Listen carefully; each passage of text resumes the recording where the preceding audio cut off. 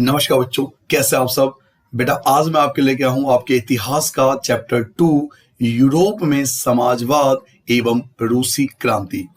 पहले तो मैं आपको अपने पिछले वीडियो फ्रांस की क्रांति के लिए बहुत बहुत धन्यवाद बोलने आया हूं। मैंने आपसे केवल 1000 लाइक्स की बात की थी और आपने उस वीडियो पे लगभग 3000 लाइक कर दिए, तो इस बात के लिए आप सबका दिल से बहुत बहुत शुक्रिया। आई होप आपको ये चैप्टर भी बहुत अच्छे से समझ में आएगा। पूरे चैप्टर के अंदर जितने भी इंपॉर्टेंट टॉपिक हैं जो आपको पढ़ने चाहिए, जो आपको याद होने चाहिए, उनको मैंने पॉइंट टू पॉइंट अंडरलाइन कर लिया है। इस वीडियो को बनाने के 3 मेजर ऑब्जेक्टिव है। पहला ऑब्जेक्टिव, आपका पूरा टॉपिक, पूरा कंटेंट मैं क्लियर करके दूंगा, पूरा चैप्टर आपको समझा कर दूंगा। इसमें आपका कोई भी टॉपिक छूटेगा नहीं, सब कुछ कवर हो जाएगा। तो पहला तो हमारा ऑब्जेक्टिव ये है कि 100% जो टॉपिक है वो कवर होना चाहिए, ये ना हो कि कोई टॉपिक छूट जाए। सेकेंड मेजर ऑब्जेक्टिव है कि आपके पास पॉइंट टू पॉइंट एक नोट तैयार हो जाए, जिसे आप जब चाहो रिवाइज कर लो। भविष्य में भी आप किसी बड़े एग्जाम की तैयारी करो तो वहां पे आपको पहले से नोट्स तैयार होंगे, तो आप जब मर्जी रिवाइज कर लोगे, आपको चीजें याद रहेगी और नोट्स बन जाएगा, तो आप जहां मर्जी बैठ के उसे रिवाइज भी कर सकते हैं। तीसरा मेजर ऑब्जेक्टिव बेटा कि नोट्स बनने के बाद हमें टॉपिक समझ में भी आना चाहिए। तो मैं पूरा चैप्टर आपको इस तरीके से समझाऊंगा ताकि आपको लिंक वाइज चैप्टर समझ में आए। सब कुछ लाइन टू लाइन, फिल्म की तरह, मूवी की तरह आपके सामने चलता रहेगा। तो चलिए बेटा, आज का बेहतरीन लेक्चर हम स्टार्ट करते हैं रूस की क्रांति, जिसमें हम पढ़ेंगे कि रूस में क्या हुआ था और क्यों भारत में रहकर भी हम रूस की क्रांति के बारे में पढ़ रहे हैं। तो है ना इंटरेस्टिंग चैप्टर कि भारत में रहकर भी हम रूस की क्रांति पढ़ रहे हैं, क्योंकि कुछ खास बात है जो हमें इससे सीखना चाहिए। तो चलिए आज का लेक्चर स्टार्ट करते हैं बेटा, रूसी क्रांति। चलिए बेटा चैप्टर स्टार्ट करते हैं। सबसे पहले हम जानते हैं, ये आपको याद नहीं करना, ये जो आपको येलो कलर में हाईलाइटेड है, ये वाले पॉइंट आपको याद नहीं करने। जो पॉइंट आपको याद करने मैं आपको बता दूंगा, बट ये आपको समझने के लिए अंडरलाइन किया है। हुआ क्या, जब फ्रांस की क्रांति हो चुका था तो यूरोप में जो सभी लोग थे ना, वो एक्चुअल में 3 हिस्सों में बट गए थे। यूरोप के सभी लोग 3 हिस्सों में बट गए थे। कुछ लोग थे रूढ़िवादी, कुछ लोग थे उदारवादी और कुछ लोग थे रेडिकल। रूढ़िवादी जिसे हम इंग्लिश में कंजर्वेटिव्स कहते हैं, उदारवादी लिबरल्स कहलाते हैं और रेडिकल होते हैं परिवर्तनवादी। तो ये 3 टाइप के लोग, मतलब पूरे यूरोप की जो पॉपुलेशन थी वो एक्चुअल में 3 विचारों में बट गए। कुछ लोग रूढ़िवादी सोच के थे, कुछ लोग उदारवादी सोच के थे, कुछ लोग रेडिकल सोच के थे। अब मोस्टली आपके एग्जाम में ये पूछा जाता है कि उदारवादी कौन थे। आपसे पूछा जाएगा कि उदारवादियों का क्या विचार था, उदारवादी क्या सोचते थे, उनका क्या कहना था। पहला पॉइंट यहां से आपको याद करना है, उदारवादी, ये आपका पहला पॉइंट होगा। उदारवादी ऐसा राष्ट्र चाहते थे जिसमें सभी धर्मों को बराबर का सम्मान और जगह मिले। जी हां, उदारवादी एक ऐसा देश चाहते थे, राष्ट्र मतलब देश, जिसमें सभी धर्मों को बराबर माना जाए, सभी धर्मों को बराबर सम्मान मिले, सभी धर्मों को बराबर जगह मिले। ये उदारवादी लोग थे। सेकंड पॉइंट, उदारवादी समूह वंश आधारित। सर ये वंश आधारित क्या होता है? राजा का बेटा राजा, उसे बोलते हैं वंश आधारित। उदारवादी वंश आधारित शासकों की अनियंत्रित सत्ता के विरोधी थे। यानी राजा के बेटा राजा, उसको जो अनियंत्रित सत्ता के जो बहुत सारे अधिकार मिलते हैं, उसके ये खिलाफ थे। थर्ड पॉइंट, वे सरकार के समक्ष व्यक्ति मात्र के अधिकारों की रक्षा के पक्षधर थे। ये कहते थे कि किसी एक व्यक्ति के जो मौलिक अधिकार हैं वो तो कम से कम होना चाहिए। राजा को या किसी भी देश के नागरिक को उस अधिकार से वंचित नहीं किया जा सकता। तो व्यक्ति मात्र के जो अधिकार होते हैं, यानी हमारे जो मौलिक अधिकार होते हैं, उनकी रक्षा होनी चाहिए। उनका कहना था कि सरकार को किसी के अधिकारों का हनन करने यानी छीनने का अधिकार नहीं होना चाहिए। यही मैंने आपसे कहा कि कोई भी व्यक्ति, चाहे वो सरकार क्यों ना हो, चाहे वो राष्ट्रपति क्यों ना हो, उदारवादी ये मानते थे कि किसी के मौलिक अधिकारों का हनन नहीं होना चाहिए, किसी का मौलिक अधिकार छीना नहीं जाना चाहिए।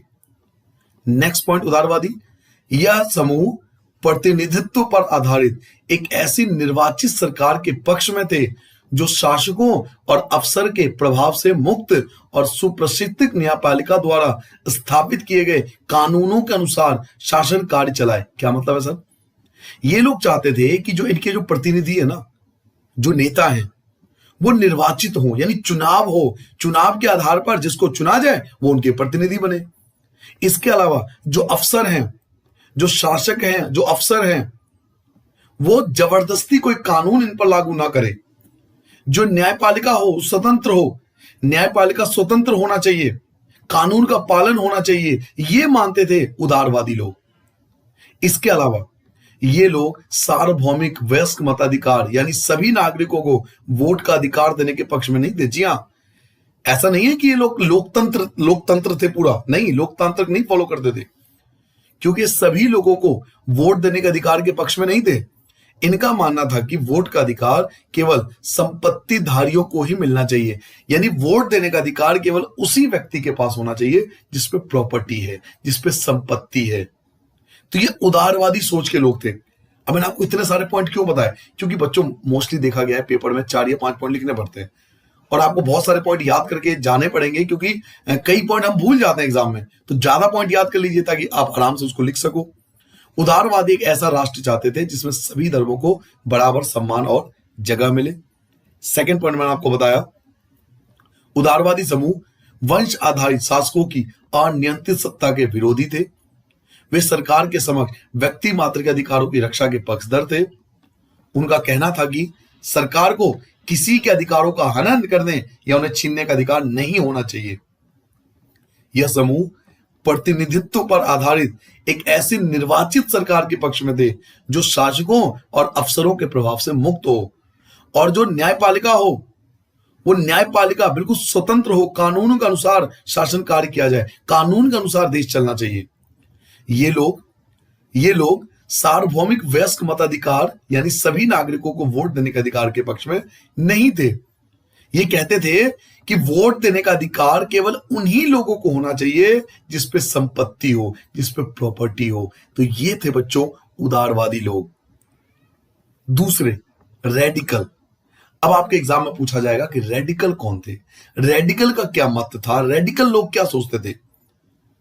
तो रेडिकल समूह के लोग ऐसी सरकार के पक्ष में थे जो देश के आबादी के बहुमत के समर्थन पर आधारित हो।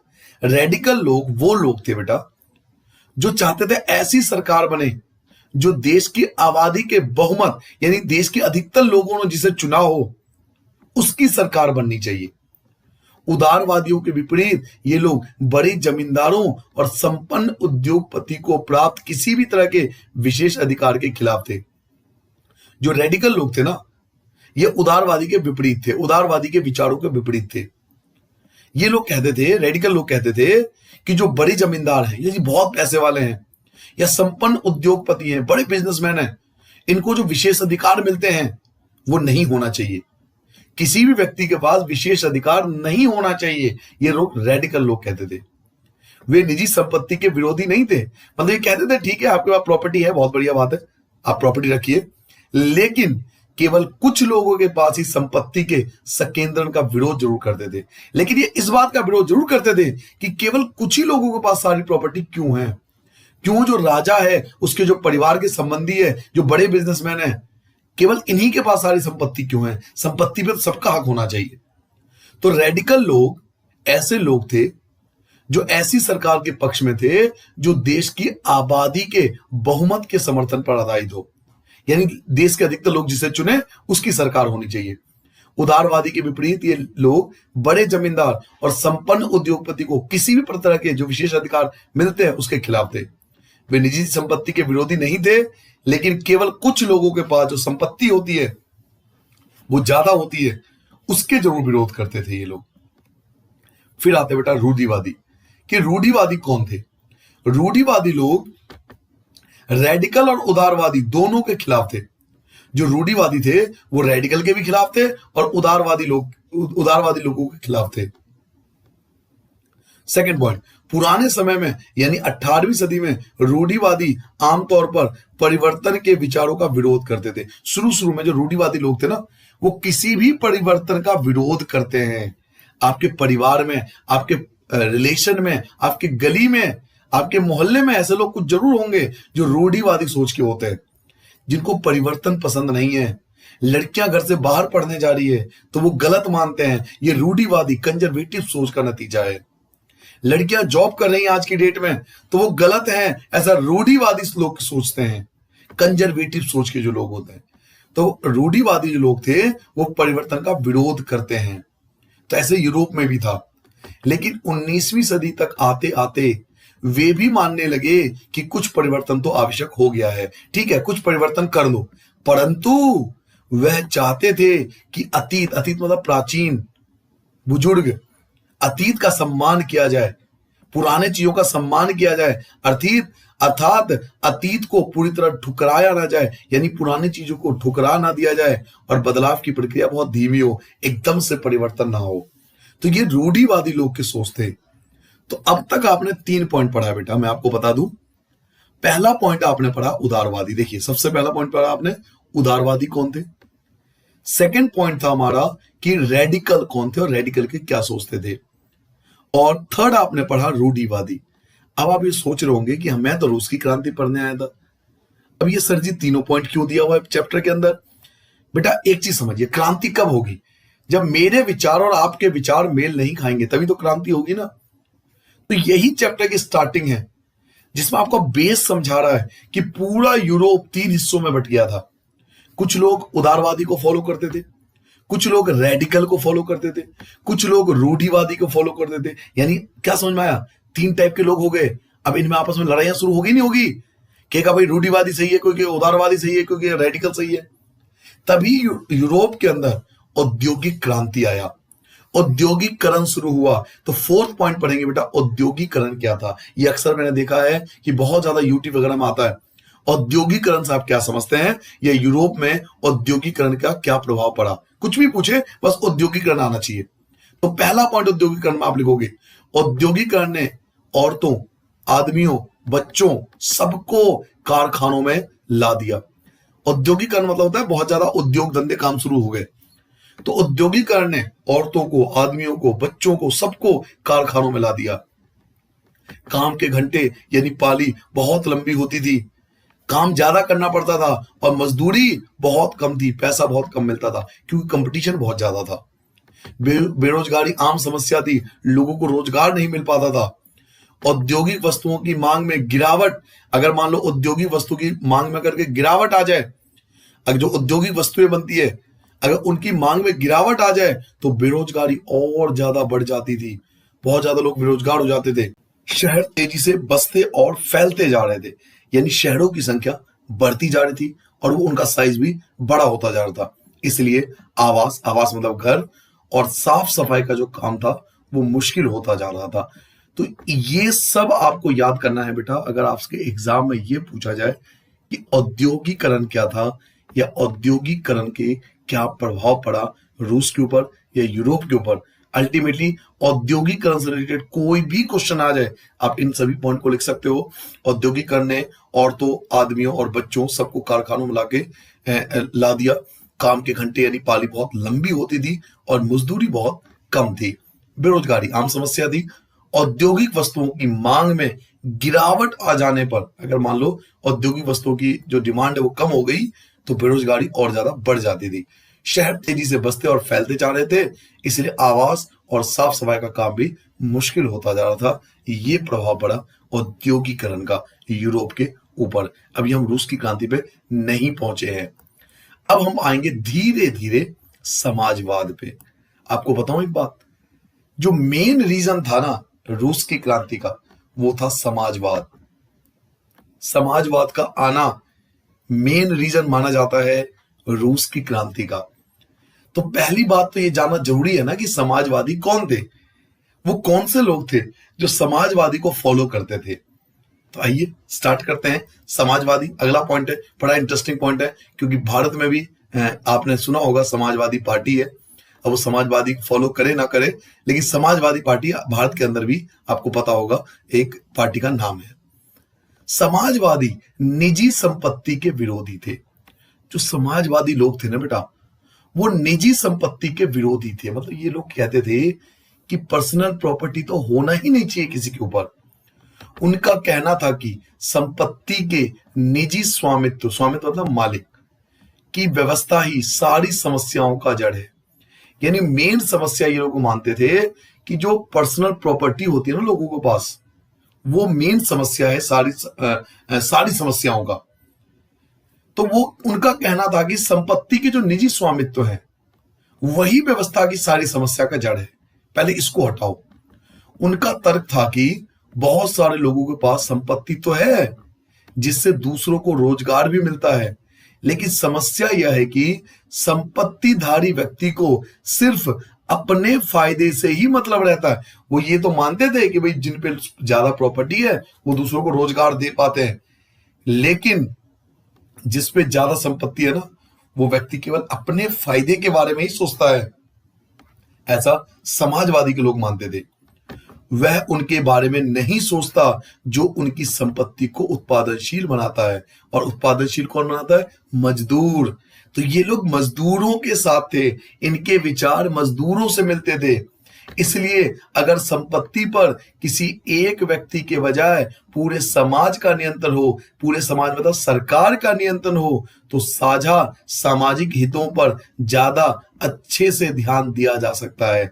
यानी अगर वो प्रॉपर्टी किसी की पर्सनल नहीं हुई, अगर प्रॉपर्टी गवर्नमेंट की हुई, तो पूरे समाज का एक जैसा विकास होगा। ऐसा नहीं होगा कि किसी के पास ज्यादा प्रॉपर्टी धन होगा और किसी के पास कम होगा, कोई ज्यादा अमीर होगा कोई कम अमीर होगा, ऐसा नहीं होगा। ये समाजवादी लोग थे बेटा। तो आपसे पूछा जाएगा कि समाजवादी कौन थे, समाजवादी के बारे में पूछा जाता है, 5-5 नंबर के क्वेश्चन आते हैं। तो पहला पॉइंट लिखोगे, समाजवादी निजी संपत्ति के विरोधी थे। ये लोग कहते थे कि पर्सनल प्रॉपर्टी होनी नहीं चाहिए। उनका कहना था कि संपत्ति के निजी स्वामित्व की व्यवस्था ही सारी समस्याओं का जड़ है। उनका तर्क था कि बहुत सारे लोगों के पास संपत्ति तो है, प्रॉपर्टी तो है, जिससे वो दूसरों को रोजगार भी मिलता है, लेकिन समस्या यह है कि जो संपत्तिधारी व्यक्ति होता है ना, वो सिर्फ अपने फायदे के बारे में ही सोचता है। वह उनके बारे में नहीं सोचता जो उनकी संपत्ति को उत्पादनशील बनाता है, यानी मजदूरों के बारे में नहीं सोचता। यानी जिसके पास ज्यादा पैसा है वो गरीबों के बारे में नहीं सोचता। इसलिए अगर संपत्ति पर किसी एक व्यक्ति के बजाय पूरे समाज का नियंत्रण हो, यानी सरकार का नियंत्रण हो, तो साझा सामाजिक हितों पर ज्यादा अच्छे से ध्यान दिया जा सकता है। यानी समाज में सबका विकास होगा, एक जैसा विकास होगा, कोई ज्यादा अमीर नहीं होगा और बहुत ज्यादा कोई गरीब नहीं होगा। तो अगर आपके एग्जाम में समाजवादी के बारे में पूछा जाए तो आप इन आंसरों को, इन पॉइंट्स को लिख के आना, आपको हमेशा पूरे नंबर मिलेंगे। क्या हम आगे बढ़ जाए बेटा? अगला एक क्वेश्चन 1 नंबर में आता है कि इंग्लैंड के एक जाने माने उद्योगपति थे जिनका नाम था रॉबर्ट ओवेल। ये 1 मार्क्स में पूछ लेते हैं, एमसीक्यू वगैरह पूछते हैं। इंग्लैंड के एक जाने माने इंडस्ट्रियलिस्ट थे बेटा जिनका नाम था रॉबर्ट ओवेल। इन्होंने इंडियाना, अमेरिका में, अमेरिका को पहले इंडियाना कहते थे, अमेरिका में एक नया समन्वय, न्यू हार्मोनी नाम से एक नए तरह के समुदाय की रचना का प्रयास किया था। तो अक्सर 1 मार्क्स में पूछा जाता है कि वो कौन से उद्योगपति थे या वो इंग्लैंड के कौन से व्यक्ति थे जिन्होंने अमेरिका में न्यू हार्मोनी, याद रखना, न्यू हार्मोनी, नया समन्वय, एक नए समुदाय यानी नए समाज की रचना का कोशिश किया था। तो उनका नाम था बेटा रॉबर्ट ओवेल। इंग्लैंड के जाने माने उद्योगपति रॉबर्ट ओवेल, जिन्होंने अमेरिका में एक नया समन्वय, न्यू हार्मोनी के नाम से एक नए तरह के समुदाय की रचना का प्रयास किया था। 1 मार्क्स में मैंने देखा था, एग्जाम में पूछा गया था, इसलिए मैंने आपको चाहा कि चलिए ये पॉइंट तो आप याद कर लो। उसके बाद आता है कार्ल मार्क्स। जी हाँ, कार्ल मार्क्स बहुत ज्यादा इंपॉर्टेंट है। समाजवादी अभी आप पढ़ते थे ना, समाजवादी, उनके कर्ता धर्ता है भाई साहब ये कार्ल मार्क्स। बहुत ज्यादा एग्जाम में आता है कि कार्ल मार्क्स के क्या विचार थे। कार्ल मार्क्स लीडर था, जो मजदूर थे, जो गरीब थे, जो गरीब किसान थे, जो गरीब मजदूर थे, जो समाजवादी को फॉलो करते थे, उनका लीडर कौन था? Karl Marx. याद रखोगे आप, कार्ल मार्क्स उनका लीडर था। अब इनका क्या विचार था, ये पेपर में आता है कि कार्ल मार्क्स के विचार बताइए। तो पहला पॉइंट, मार्क्स का विचार था कि जो औद्योगिक समाज है, यानी जो जिसमें इंडस्ट्रियलिस्ट वगैरह होते हैं, वो पूंजीवादी समाज है। फैक्ट्रियों में लगी पूंजी पर पूंजीपतियों का स्वामित्व है, मालिकाना हक है, और पूंजीपतियों का मुनाफा मजदूरों की मेहनत से पैदा होता है। मैंने आपसे कहा था ना, ये मजदूरों का हेड है। तो मार्क्स का विचार था कि जो औद्योगिक समाज है ना, वो पूंजीवादी समाज है, वो सिर्फ पैसे के बारे में सोचता है। फैक्ट्रियों में जितनी भी लगी पूंजी है वो पूंजीपतियों का स्वामित्व है, मालिकाना हक है। और पूंजीपतियों का मुनाफा जो है वो किसकी वजह से आ रहा है? मजदूरों की मेहनत से होता है।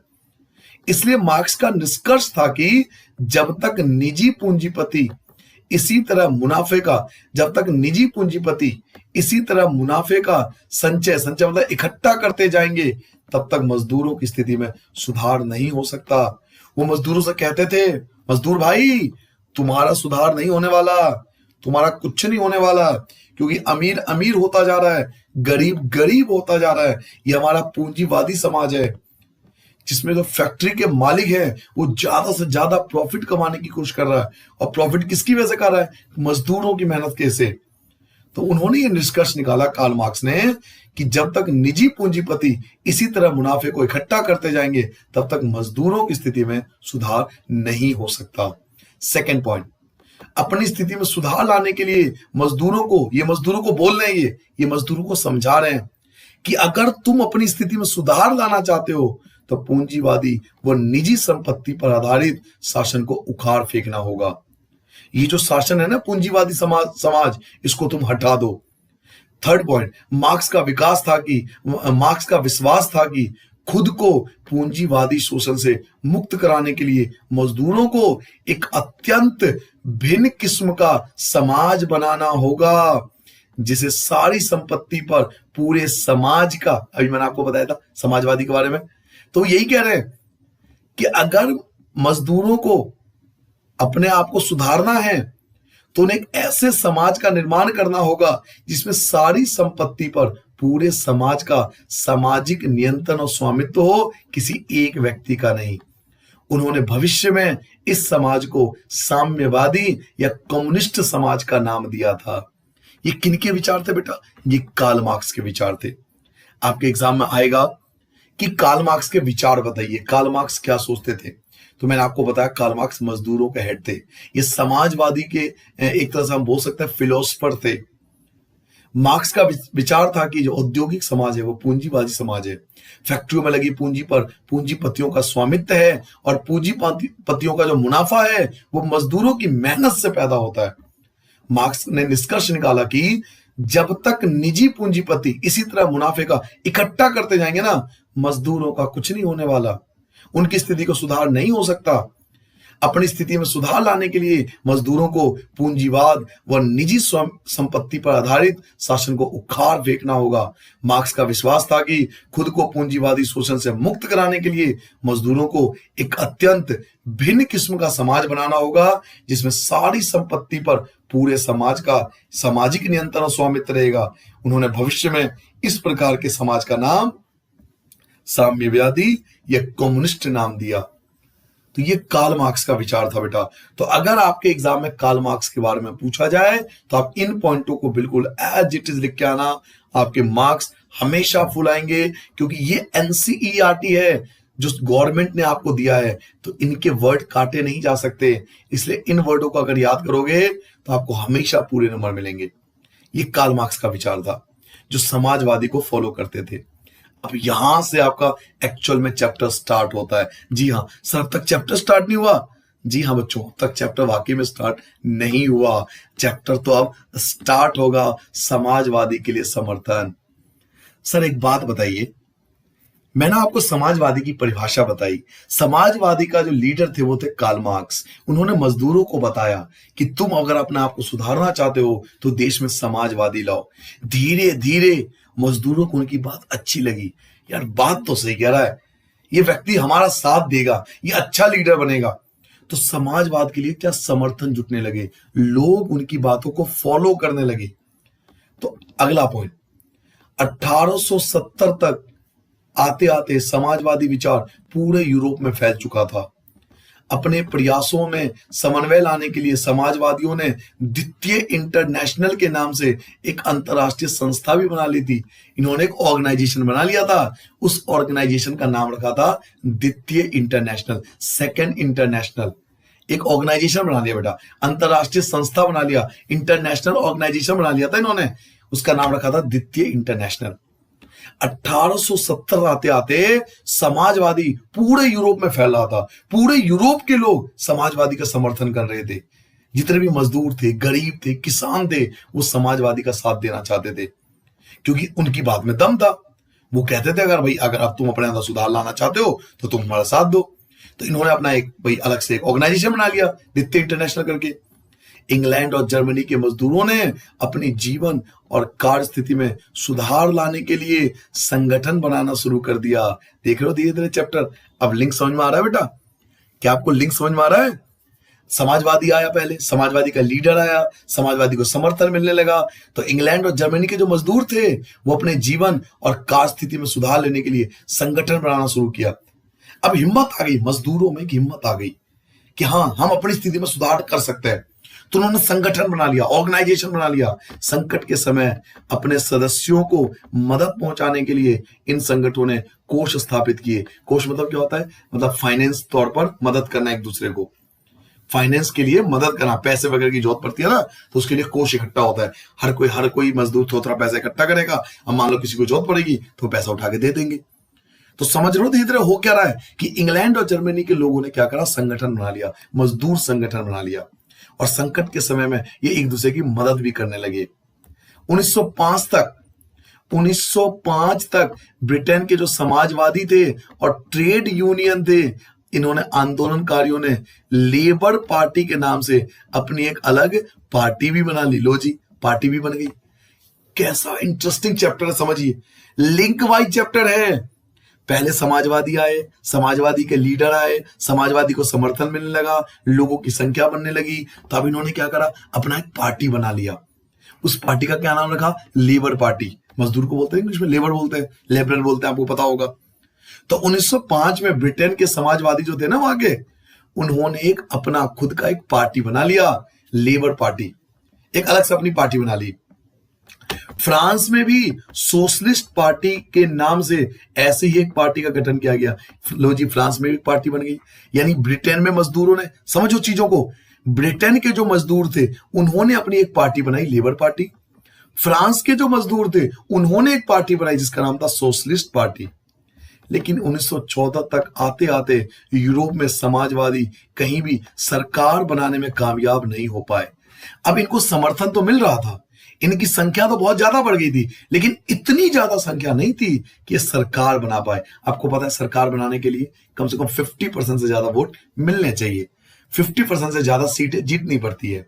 तो इनको समर्थन तो मिल रहा था समाजवादियों को, लेकिन 1914 आते आते, यानी फर्स्ट वर्ल्ड वॉर आते आते तक इनकी संख्या बढ़ तो गई थी, लेकिन इतनी ज्यादा नहीं हुई थी यूरोप में कि कहीं पर अपनी सरकार बना पाए। यानी बात वही हुई कि भाई कहीं पे 10 सीटें जीत रहे हैं, कहीं 15 सीटें बन रहे हैं, मतलब अपनी उपस्थिति दर्ज कर दी इन्होंने कि भाई समाजवादी हम आ रहे हैं। चैप्टर समझ में आ रहा है बेटा? लिंक वाइज क्लियर हो गया। पहले समाजवादी आए, फिर इनके लीडर आए, इनका समर्थन जुड़ने लगा, इन्होंने यूनियन बना लिया, ब्रिटेन में इन्होंने पार्टी बना ली, फ्रांस में अपनी पार्टी बना ली। 1914 आते आते कुछ सीटें भी जीतने लगी, लेकिन इतनी ज्यादा सीटें नहीं थी कि वो सरकार को बना पाए।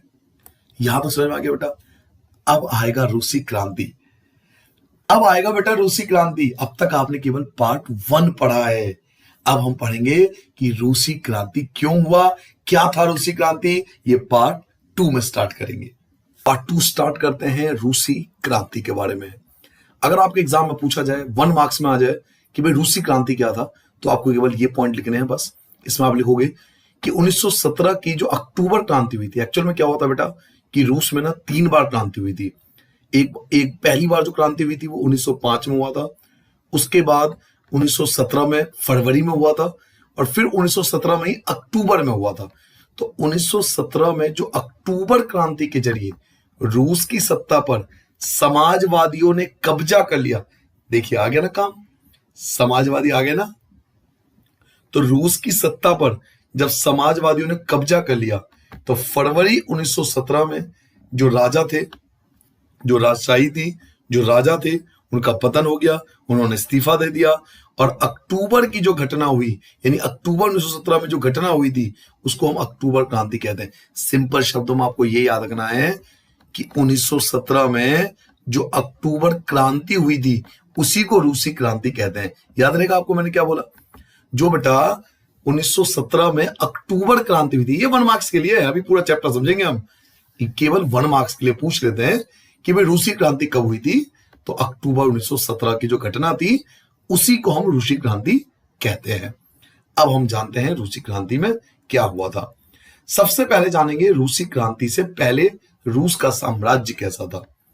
रूसी क्रांति कब बताया था मैंने? 1917 अक्टूबर। तो उससे पहले रूस का समाज कैसा था?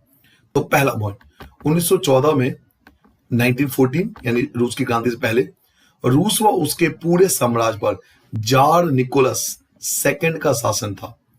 वहां के राजा तो थे, वो थे जार निकोलस सेकंड, उनका शासन था पूरा। मास्को के आसपास पड़ने वाले भू क्षेत्र के अलावा आज का Finland, Latvia, Lithuania, Estonia, Poland, Ukraine, Belarus के कुछ हिस्से भी रूस के हिस्से थे। अब मुझे पता है इतने सारे देश आपको नाम याद होंगे नहीं होते मोस्टली, तो आप 2-3 याद कर लेना कि फिनलैंड आसानी से याद हो जाएगा, है ना, फिनलैंड आसानी है। इसके बाद एस्तोनिया, पोलैंड, यूक्रेन, बेलारूस, ये सब नाम याद हो जाएंगे। तो जो बेसिक 1-2 देश हैं वो याद कर लेना, सारे देशों के नाम याद मत करना। ये सब रूस के साम्राज्य के हिस्से थे। यह साम्राज्य प्रशांत महासागर तक फैला हुआ था, यानी इन सभी क्षेत्रों का जो राजा था वो था जार निकोलस सेकेंड। रूस के अंदर रूसी ऑर्थोडॉक्स क्रिश्चियनिटी को मानने वाले बहुमत में थे। रूस के अंदर जो रूसी ऑर्थोडॉक्स क्रिश्चियनिटी को थे, जो मानते थे, वो बहुमत में थे, उनकी ज्यादा संख्या थी, ठीक है। लेकिन इनके अलावा इस साम्राज्य के तहत पढ़ने वाले कैथोलिक भी थे, उसके अलावा प्रोटेस्टेंट भी थे, कुछ मुस्लिम भी थे और बौद्ध भी शामिल थे। यानी क्रिश्चियन तो थे ही, साथ में कुछ कैथोलिक मानने वाले भी थे, कुछ मुस्लिम भी थे और कुछ बौद्ध भी थे रूस के अंदर। तो ये हम पढ़ रहे हैं कि भाई 1917 से पहले, अक्टूबर क्रांति से पहले रूस का साम्राज्य कैसा था। ये पेपर में आता है बेटा, तभी मैं आपको बता रहा हूं। ये पेपर में पूछते हैं कि रूसी क्रांति से पहले रूस का समाज कैसा था, रूस का साम्राज्य कैसा था। तो आपको ये लिखना पड़ेगा कि भाई जार निकोलस राजा थे, फिर मास्को के आसपास जितने भी क्षेत्र हैं, चाहे वो फिनलैंड हो, चाहे लताविया हो, लिथुआनिया हो, एस्तोनिया हो, पोलैंड हो, यूक्रेन हो, बेलारूस हो, ये सभी रूस का हिस्सा था। रूस का शासन प्रशांत महासागर तक था। रूस में जो रूसी ऑर्थोडॉक्स क्रिश्चियनिटी को मानने वाले थे, उनकी ज्यादा संख्या थी। लेकिन इनके अलावा जो कुछ कैथोलिक थे, मानने वाले थे, कुछ मुस्लिम भी थे और कुछ बौद्ध भी शामिल थे। रूसी क्रांति से पहले रूस की अर्थव्यवस्था और समाज कैसा था। ये अक्सर आपके यूटी वगैरह में पूछेगा। अगर आपका यूटी हो चुका हो तो आप चेक कर लेना। ये क्वेश्चन बहुत ज्यादा पूछते हैं कि रूसी क्रांति से पहले रूस की अर्थव्यवस्था और समाज कैसा था। पहले क्वेश्चन को समझिए। क्वेश्चन क्या पूछेगा? रूसी क्रांति से पहले रूस की अर्थव्यवस्था या समाज कैसा था। तो पहला पॉइंट लिखेंगे कि रूसी साम्राज्य की लगभग 85% जो जनता थी वो आजीविका के लिए खेती पर निर्भर थे। यानी मोस्टली लोग जो थे उस समय वो खेती करते थे, किसान थे, एग्रीकल्चर पे डिपेंड थे। उद्योग धंधे बहुत कम थे। सेंट पीटर्सबर्ग और मॉस्को जो था प्रमुख औद्योगिक इलाके थे। यानी थोड़े बहुत जो उद्योग थे वो इन्हीं 2 शहर में थे, एक सेंट पीटर्सबर्ग और दूसरा मॉस्को। अधिकतर उद्योग बन रहे थे वो यहीं पे थे। रूसी क्रांति से पहले ज्यादातर कारखाने जो थे वो उद्योगपतियों की निजी संपत्ति थी। और निजी संपत्ति स्पेशली क्यों बोला गया? क्योंकि आपको पता है आगे जाकर समाजवादी आ जाएगा और समाजवादी निजी संपत्ति के बिल्कुल खिलाफ थे। तो ज्यादातर जो कारखाने थे, जो इंडस्ट्री थे, वो उद्योगपतियों के निजी स्वामित्व, उनकी निजी संपत्ति थे। सामाजिक स्तर पर मजदूर बटे हुए थे। कुछ मजदूर अपने मूल गांव से साथ साथ अभी भी गहरे संबंध बनाए हुए थे। बहुत सारे मजदूर स्थायी रूप से शहरों में ही बस चुके थे। यानी मजदूर बटे हुए थे। कुछ मजदूर तो थे जिनका गांव से अभी भी रिलेशन था, वो गांव आए जाया करते थे, जबकि कुछ मजदूर ऐसे थे जो स्थायी रूप से शहरों में जाकर बस चुके थे। 1914 में फैक्ट्री मजदूरों में औरतों की संख्या 31% थी, लेकिन उन्हें पुरुष मजदूरों के मुकाबले कम वेतन मिलता था। सैलरी उनको कम मिलती थी। महिलाओं का संख्या तो ठीक ठाक है, 31% सही है, बट उनको बेटा सैलरी जो थी वो पुरुषों के मुकाबले कम मिलता था। तो ये हम पढ़ रहे हैं बच्चों रूसी क्रांति से पहले रूस का समाज कैसा था। तो ये सभी पॉइंट आपको याद रखने पड़ेंगे। इसके अलावा भी खत्म नहीं हुआ। इसके अलावा आपको याद रखना है कि जो देहात के ज्यादातर जमीन थी वो किसान उस पर खेती करते थे, लेकिन जो विशाल संपत्ति सामंतों, राजशाही और ऑर्थोडॉक्स चर्च का कब्जा था। जो बड़े बड़े प्रॉपर्टी थी उन पर अधिकतर राजाओं का कब्जा था, उनके परिवार का कब्जा था, या फिर जो ऑर्थोडॉक्स चर्च थे जो मैंने अभी आपको बताया था उनका कब्जा था उसके ऊपर। तो यहां पर आपको ये याद रखना पड़ेगा बेटा कि रूसी जो साम्राज्य था या रूसी समाज था, रूसी जो अर्थव्यवस्था थी, वो रूसी क्रांति से पहले उनकी हालत क्या थी। तो पहला पॉइंट मैंने आपको बताया कि रूसी क्रांति से पहले अधिकतर लोग जो थे, 85% लोग जो थे वो खेती पर निर्भर करते, किसान थे। उद्योग बहुत कम थे। दो ही जगह मैंने उद्योग बताया आपको, एक सेंट पीटर्सबर्ग और मॉस्को, ये प्रमुख औद्योगिक इलाके थे। अधिकतर इंडस्ट्री वगैरह यही थी। ज्यादातर कारखाने उद्योगपति की निजी संपत्ति थी और सामाजिक स्तर पर जो मजदूर थे वो बटे हुए थे। कुछ मजदूर जो थे अभी भी उनका गांव से संबंध था, वो गांव आए जाया करते थे, जबकि बहुत सारे मजदूर अब अस्थायी रूप से शहरों में बस चुके थे। 1914 में फैक्ट्री में जो औरतें थी उनकी संख्या 31% थी, बट उनको जो सैलरी मिलता था, जो उनको वेतन मिलता था, वो पुरुषों से कम मिलता था। ठीक है बेटा। और एक पॉइंट मैंने आपको लास्ट ये बताया कि देहात की ज्यादातर जमीन किसानों की थी, बट जो बड़े बड़े क्षेत्र थे वो अधिकतर सामंतों मतलब जो हम कह सकते हैं जमींदार, उनके पास थी ज्यादातर, या राजशाही या राजाओं के जो परिवार थे उनके पास थी ज्यादा संपत्ति, या फिर जो चर्च थे उनके पास ज्यादा संपत्ति थे। ठीक है बेटा।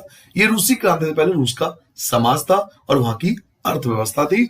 बहुत ज्यादा एग्जाम में आता है कि रूसी क्रांति से पहले रूस का समाज और उसकी अर्थव्यवस्था कैसी थी। तो ये सारे पॉइंट आपको लिखने हैं। अगले पॉइंट पे आते हैं। एक क्वेश्चन पूछा जाता है कि रूस की स्थिति फ्रांस से अलग क्यों थी। समझिए इस बात को। आपने फ्रांस की क्रांति पढ़ी है, फ्रांस की क्रांति मैंने पूरा चैप्टर समझाया था। एक क्वेश्चन अक्सर पूछा जाता है कि रूस की स्थिति ना फ्रांस से जैसी नहीं थी, क्यों नहीं थी, क्या अलग था। तो पहला पॉइंट, फर्स्ट पॉइंट आप लिखोगे, फ्रांसीसी क्रांति के दौरान जो ब्रिटेन के किसान थे ना, वो ना केवल जो मतलब ब्रिटेन के जो किसान थे, फ्रांसीसी क्रांति जब हुई थी ना, तो जो ब्रिटेन के किसान थे ना केवल नवाबों का सम्मान करते थे, नवाब मतलब राजाओं का या उनके परिवार का सम्मान करते थे, बल्कि उन्होंने नवाबों को बचाने के लिए बकायदा लड़ाइयां भी लड़ी। मतलब रिश्तेदारों को बचाने के लिए, राजा से जुड़े हुए जो लोग थे उनको बचाने के लिए लड़ाई भी लड़ी थी। लेकिन इसके विपरीत रूस के किसान चाहते थे कि नवाबों की जमीन छीनकर किसानों के बीच बांट दिया जाए। फर्क समझ में आया? रूस और फ्रांस में अंदर क्या फर्क था, पता लग गया बेटा। फ्रांसीसी क्रांति के दौरान जो ब्रिटेन जो किसान थे वो नवाबों का सम्मान करते थे, इवन उनको बचाने के लिए उन्होंने लड़ाई भी लड़ी। लेकिन रूस के जो किसान थे वो चाहते थे नवाबों से जमीन छीन लिया जाए और ये किसानों के बीच बांट दिया जाए। बहुधा वह लगान भी नहीं चुकाते थे, मतलब टैक्स भी पे नहीं करते थे। कई जगह तो जमींदारों की हत्या कर दी गई थी। कई जगह तो जमींदार जो थे ना, जो टैक्स वगैरह वसूलते थे, उनकी हत्या भी कर दी जाती थी। तो ये जरा ब्रिटेन और फ्रांस में थोड़ा सा, या फ्रांस और रूस में थोड़ा सा फर्क है, तो आप याद कर लेना, क्योंकि पूछ लेना कई बार कि फ्रांस की स्थिति रूस से कैसे अलग थी या रूस की स्थिति फ्रांस से कैसे अलग थी। फर्क पता लग गया बेटा। फ्रांसीसी लोग नवाबों का सम्मान करते थे, उनको बचाने की लड़ाई भी लड़ी, लेकिन रूस के लोग जो थे नवाबों को नहीं इतना सम्मान करते थे। वो चाहते थे उनकी जमीन छीन लिया जाए, किसानों को बांट दिया जाए, और कई बार तो लगान भी नहीं चुकाते थे, और कई जगहों पर जो जमींदार थे उनकी हत्या भी कर दी जाती थी। ठीक है बेटा, आगे बढ़ जाए। नाउ रूस में समाजवाद, याद कीजिए जहां मैंने आपको चैप्टर में छोड़ा था हम वापस आ गए रूस में समाजवाद। मैं आपको बहुत बार बोल चुका हूं, इस पॉइंट पे प्लीज फोकस कीजिए, क्योंकि रूस की क्रांति हुई थी समाजवाद के कारण ही हुई थी। तो अब आ चुका है रूस में समाजवाद। तो चलिए स्टार्ट करते हैं कि रूस में समाजवाद कैसे आया। स्टार्ट करें बेटा, बड़ा इंटरेस्टिंग आपको लगेगा, मजा आएगा आपको समझने में। 1914 से पहले रूस में सभी राजनीतिक पार्टियां गैर कानूनी थी, यानी कोई भी अपनी पार्टी नहीं बना सकता था। मार्क्स के विचारों को मानने वाले समाजवादियों ने 1998 में Russian social democratic workers party, रूसी समाजवादी लोकतांत्रिक श्रमिक पार्टी का गठन किया था। मेरी बात समझना ध्यान से। जो मार्क्स थे वो लीडर थे, किनके लीडर थे? समाजवादियों के। याद कीजिए, ही वाज द फिलोसोफर, वही बहुत बड़े फिलोसोफर थे। जैसे हम लोग गांधी जी को मानते हैं, सुभाष चंद्र बोस जी को मानते हैं, भगत सिंह की बात के मानते हैं। रूस के जो लोग थे उन्होंने भी मार्क्स की बात को माना। जो वहां के मजदूर थे रूस के जो मजदूर थे, रूस के जो गरीब किसान थे, जब उन्होंने मार्क्स के विचार को सुना तो उनके फॉलोवर्स बढ़ने लगे रूस में। समझ रहे हो बात को? और 1898 आते आते उन्होंने इवन एक पार्टी बना ली, Russian social democratic workers party, रूसी सामाजिक लोकतांत्रिक श्रमिक पार्टी का गठन कर लिया। ठीक है, लेकिन अब वो सरकार के सामने तो बता नहीं सकते कि हमने पार्टी बनाई है, क्योंकि क्या मैंने पढ़ा है कि 1914 से पहले रूस में सभी राजनीतिक पार्टी गैर कानूनी थी। तो हुआ क्या, सरकारी आतंक के कारण, सरकार के डर के कारण इस पार्टी को गैर कानूनी संगठन के रूप में काम करना पड़ता था, यानी चोरी छुपे काम करते थे, बता नहीं सकते थे कि हमने एक पार्टी बना ली है। इस पार्टी का एक अखबार निकलता था, उसने मजदूरों को संगठित किया और हड़ताल आदि कार्यक्रम आयोजित किए थे। अब इन्होंने क्या करा, इस पार्टी ने एक अखबार निकाला। पहले टीवी वगैरह तो थे नहीं, अखबार से ही सारी इंफॉर्मेशन जाती थी। तो इस पार्टी ने एक अखबार भी निकाला और उस अखबार के माध्यम से मजदूरों को इकट्ठा किया और हड़ताल वगैरह किए। अगर किसी मजदूर के खिलाफ कुछ गलत होता था तो ये लोग हड़ताल पे चले जाते थे। समझ रहे हो धीरे धीरे रूस में कैसा समाजवाद आ रहा है? मैंने आपको क्या बताया था, समाजवादी ही रीजन था रूस की क्रांति का। तो 1914 से पहले रूस में सभी राजनीतिक पार्टियां गैर कानूनी थी, लेकिन मार्क्स की बात कहां रुकने वाली थी, मार्क्स की बात रूस भी पहुंच गई। तो उनके मानने वालों ने, वहां पे समाजवादियों ने 1898 में एक Russian social democratic workers party बना दी। उसके बाद अब क्योंकि वो सरकार को तो बता नहीं सकते थे, तो सरकारी आतंक के कारण इस पार्टी को गैर कानूनी संगठन के रूप में काम करना पड़ता था। इस पार्टी का एक अखबार निकलता था, उसने मजदूरों को इकट्ठा किया और अगर किसी मजदूर के साथ गलत होता था तो हड़ताल वगैरह भी ये लोग किया करते थे। तो धीरे धीरे अब समाजवाद फैलेगा। आइए समाजवाद को फैलाते हैं। 19वीं सदी के आखिर तक रूस के ग्रामीण इलाकों में समाजवादी काफी सक्रिय हो गए, यानी धीरे धीरे समाजवादी विचार गांव तक पहुंच गए। सन 1900 में उन्होंने सोशल रिवोल्यूशनरी पार्टी, समाजवादी क्रांतिकारी पार्टी का गठन किया, यानी एक और पार्टी बना लिया। एक पार्टी तो पहले ही था, गांव घर में कार्ल मार्क्स के विचार पहुंचने लगे तो वहां के लोगों ने एक अलग पार्टी बना ली, सोशलिस्ट रिवोल्यूशनरी पार्टी, समाजवादी क्रांतिकारी पार्टी का नाम का गठन कर लिया। इस पार्टी ने किसानों के अधिकारों के लिए संघर्ष किया।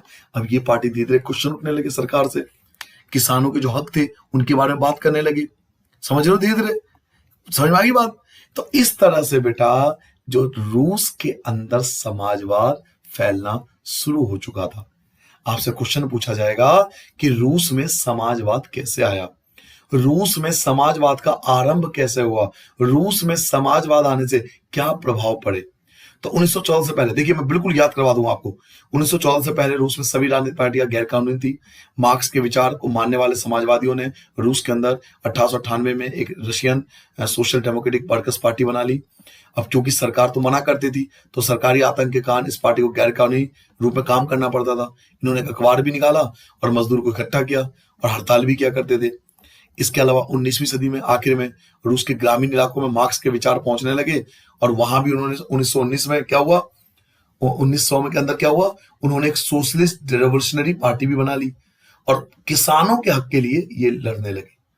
तो इस तरह से रूस के अंदर समाजवाद फैलने लगा। अब आया 1905 की क्रांति। मैंने आपको कहा था ना रूस में 3 बार क्रांति हुआ था, फिर बताता हूं रूस में 3 बार क्रांति हुआ था बेटा। पहली क्रांति हुई थी 1905 में, जो आप पढ़ने वाले हो, फिर 1917 में फरवरी में और फिर 1917 में ही अक्टूबर में। ये सबसे बड़ा हुआ था, इसी को हम बोलते हैं रूसी क्रांति, लास्ट वाले को। तो सबसे पहले हम जानेंगे 1905 की क्रांति, जिसको हम खूनी रविवार भी कहते हैं, ब्लडी संडे भी कहते हैं। तो 1905 की क्रांति अगर आपसे पूछा जाए कि 1905 की क्रांति में क्या हुआ था या ब्लडी संडे क्या है, खूनी रविवार क्या है, तो आप 1905 की क्रांति में बताने वाले हो। ठीक है बेटा, चलिए 1905 की क्रांति स्टार्ट करते हैं, देखते हैं 1905 में क्या हुआ था।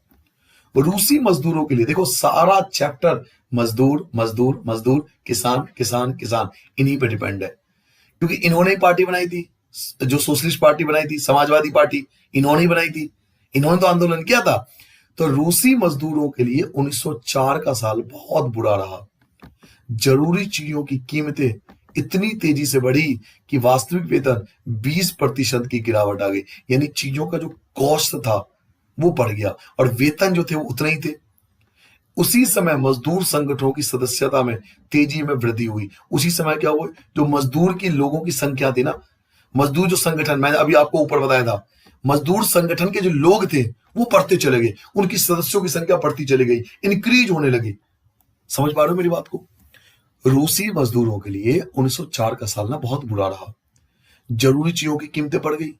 अब जरूर भाई मजदूर लोग हैं, कहां से खरीदेंगे? आप सोचो, खुद सोचो ना, मजदूर है, किसान है, कहां से खरीदेंगे ये लोग? तो चीजों की रेट बहुत ज्यादा बढ़ गए, वास्तविक वेतन 20% कम हो गया, और इधर मजदूर संगठन के जो सदस्य थे वो बढ़ते जा रहे थे।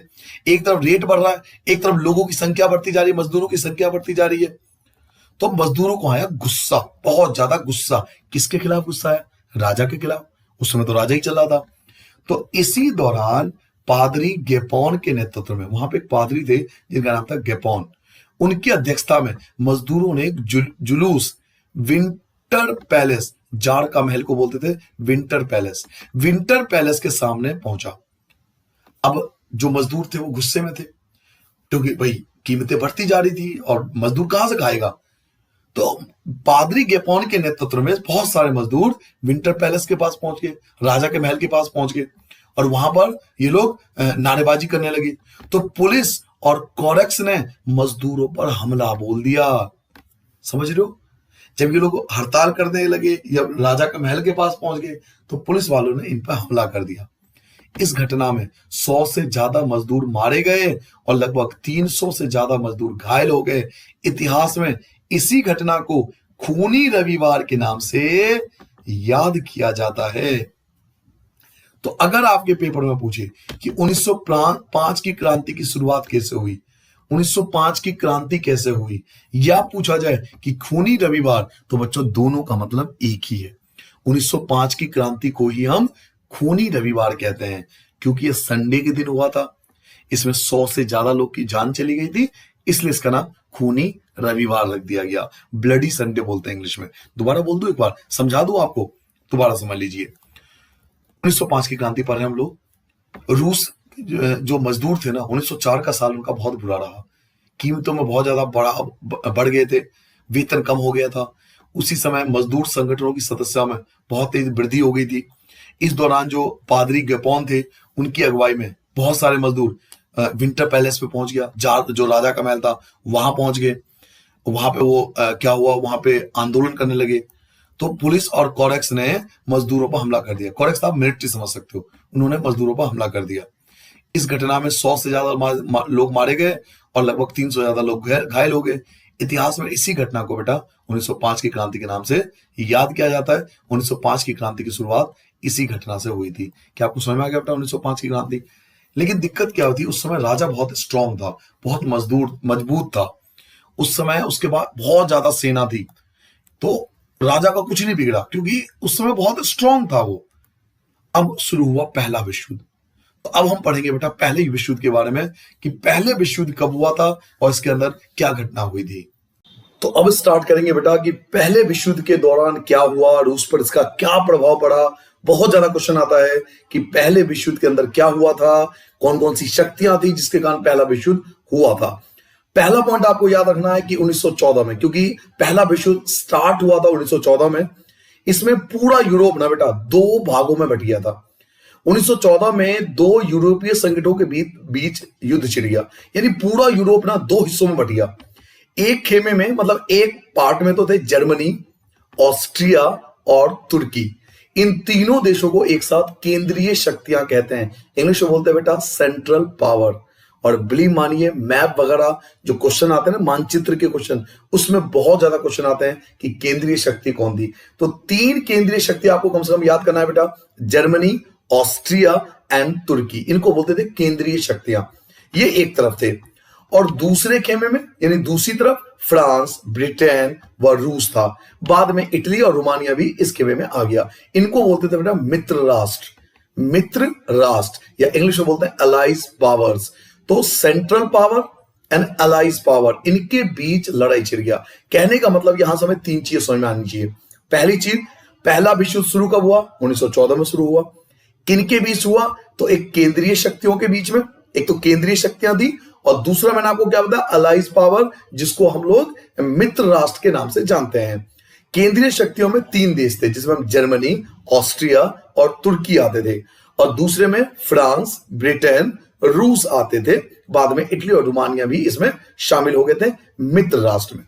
सेकेंड पॉइंट, इस युद्ध को शुरू में रूसियों का काफी समर्थन मिला। राजा को स्टार्टिंग में बहुत समर्थन मिला, मतलब रूस के जो लोग थे वो राजा के साथ थे, कहते ठीक है युद्ध है, हमारा देश है, हमें जीतना चाहिए। तो स्टार्टिंग में रूसियों ने राजा का साथ दिया, जनता ने जार का साथ दिया। जार मतलब राजा, जो राजा थे जार निकोलस सेकंड, उसका साथ दिया, लोगों ने बहुत साथ दिया और रूस बहुत जोर शोर से युद्ध में कूद पड़ा। लेकिन जैसे जैसे युद्ध लंबा खिंचता गया, अब ये युद्ध क्या ना 4 साल तक चलता रहा, 1914 से 1918 तक युद्ध चलता रहा। तो जैसे जैसे युद्ध लंबा खिंचता गया, जार ने ड्यूमा में मौजूद मुख्य पार्टियों से सलाह लेना छोड़ दिया। सर ये ड्यूमा क्या होता है? ड्यूमा आप एक तरह समझ सकते हो पार्लियामेंट, जैसे पार्लियामेंट होती है ना, जहां पे सारे नेता बैठते हैं और जो प्रधानमंत्री होते हैं, राष्ट्रपति होते हैं, वो विभिन्न पार्टियों के नेताओं से सलाह लेते हैं। तो जार ने ड्यूमास में मौजूद जो मुख्य पार्टियां थी उनसे सलाह लेना छोड़ दिया। उनके प्रति जन समर्थन कम होने लगा। इससे क्या हुआ कि राजा के प्रति जो सम्मान था, जो राजा के प्रति लोगों का लगाव था, वो कम होने लगा। राजा के जो फॉलोवर्स थे, आज के टाइम में उसे फॉलोवर्स बोलेंगे, वो धीरे धीरे कम होने लगे। जर्मनी विरोधी भावनाओं के कारण, अब क्योंकि रूस की लड़ाई जर्मनी से हो रही थी, मैंने अभी आपको बताया, देखिए केंद्रीय शक्ति में कौन था? जर्मनी था, और दूसरी शक्ति में क्या था? रूस था। तो जर्मनी विरोधी भावनाओं के कारण ही लोगों ने सेंट पीटर्सबर्ग का नाम बदलकर पेट्रोग्राद रख दिया, क्योंकि सेंट पीटर्सबर्ग जर्मन नाम था। मैंने आपको याद होगा चैप्टर के स्टार्टिंग में बताया था कि सेंट पीटर्सबर्ग जो था रूस का एक ऐसा शहर था जहां उद्योग धंधे बहुत थे, बट सेंट पीटर्सबर्ग एक जर्मन नाम है। तो क्योंकि जर्मनी से इनकी लड़ाई चल रही थी, रूस की, याद करिए, एक तरफ जर्मनी था, एक तरफ रूस था। तो क्योंकि रूस की लड़ाई जर्मनी से चल रही थी, तो लोगों के प्रति, जर्मनी के प्रति इतना ज्यादा गुस्सा था कि उन्होंने सेंट पीटर्सबर्ग, जो जर्मनी का बहुत प्रसिद्ध शहर था, उसका नाम बदलकर पेट्रोग्राद रख दिया। समझ में आ गया बेटा? जारिना, जो जार की पत्नी थी, महारानी थी देश की, जारिना नाम था उनका। अलेक्जेंड्रा के जर्मन मूल का होने और उसके घटिया सलाहकार और खास तौर से रासपुतिन नामक एक सन्यासी ने राजशाही को और लोकप्रिय बना दिया। सर एक तो देखिए लड़ाई बहुत लंबी चली, तो जार के जो फॉलोवर्स थे वो तो पहले ही कम हो गए थे, ऊपर से जर्मनी से इनकी मेन लड़ाई थी। तो जर्मनी के लड़ाई होने के कारण सेंट पीटर्सबर्ग का नाम बदलकर पेट्रोग्राद रख दिया।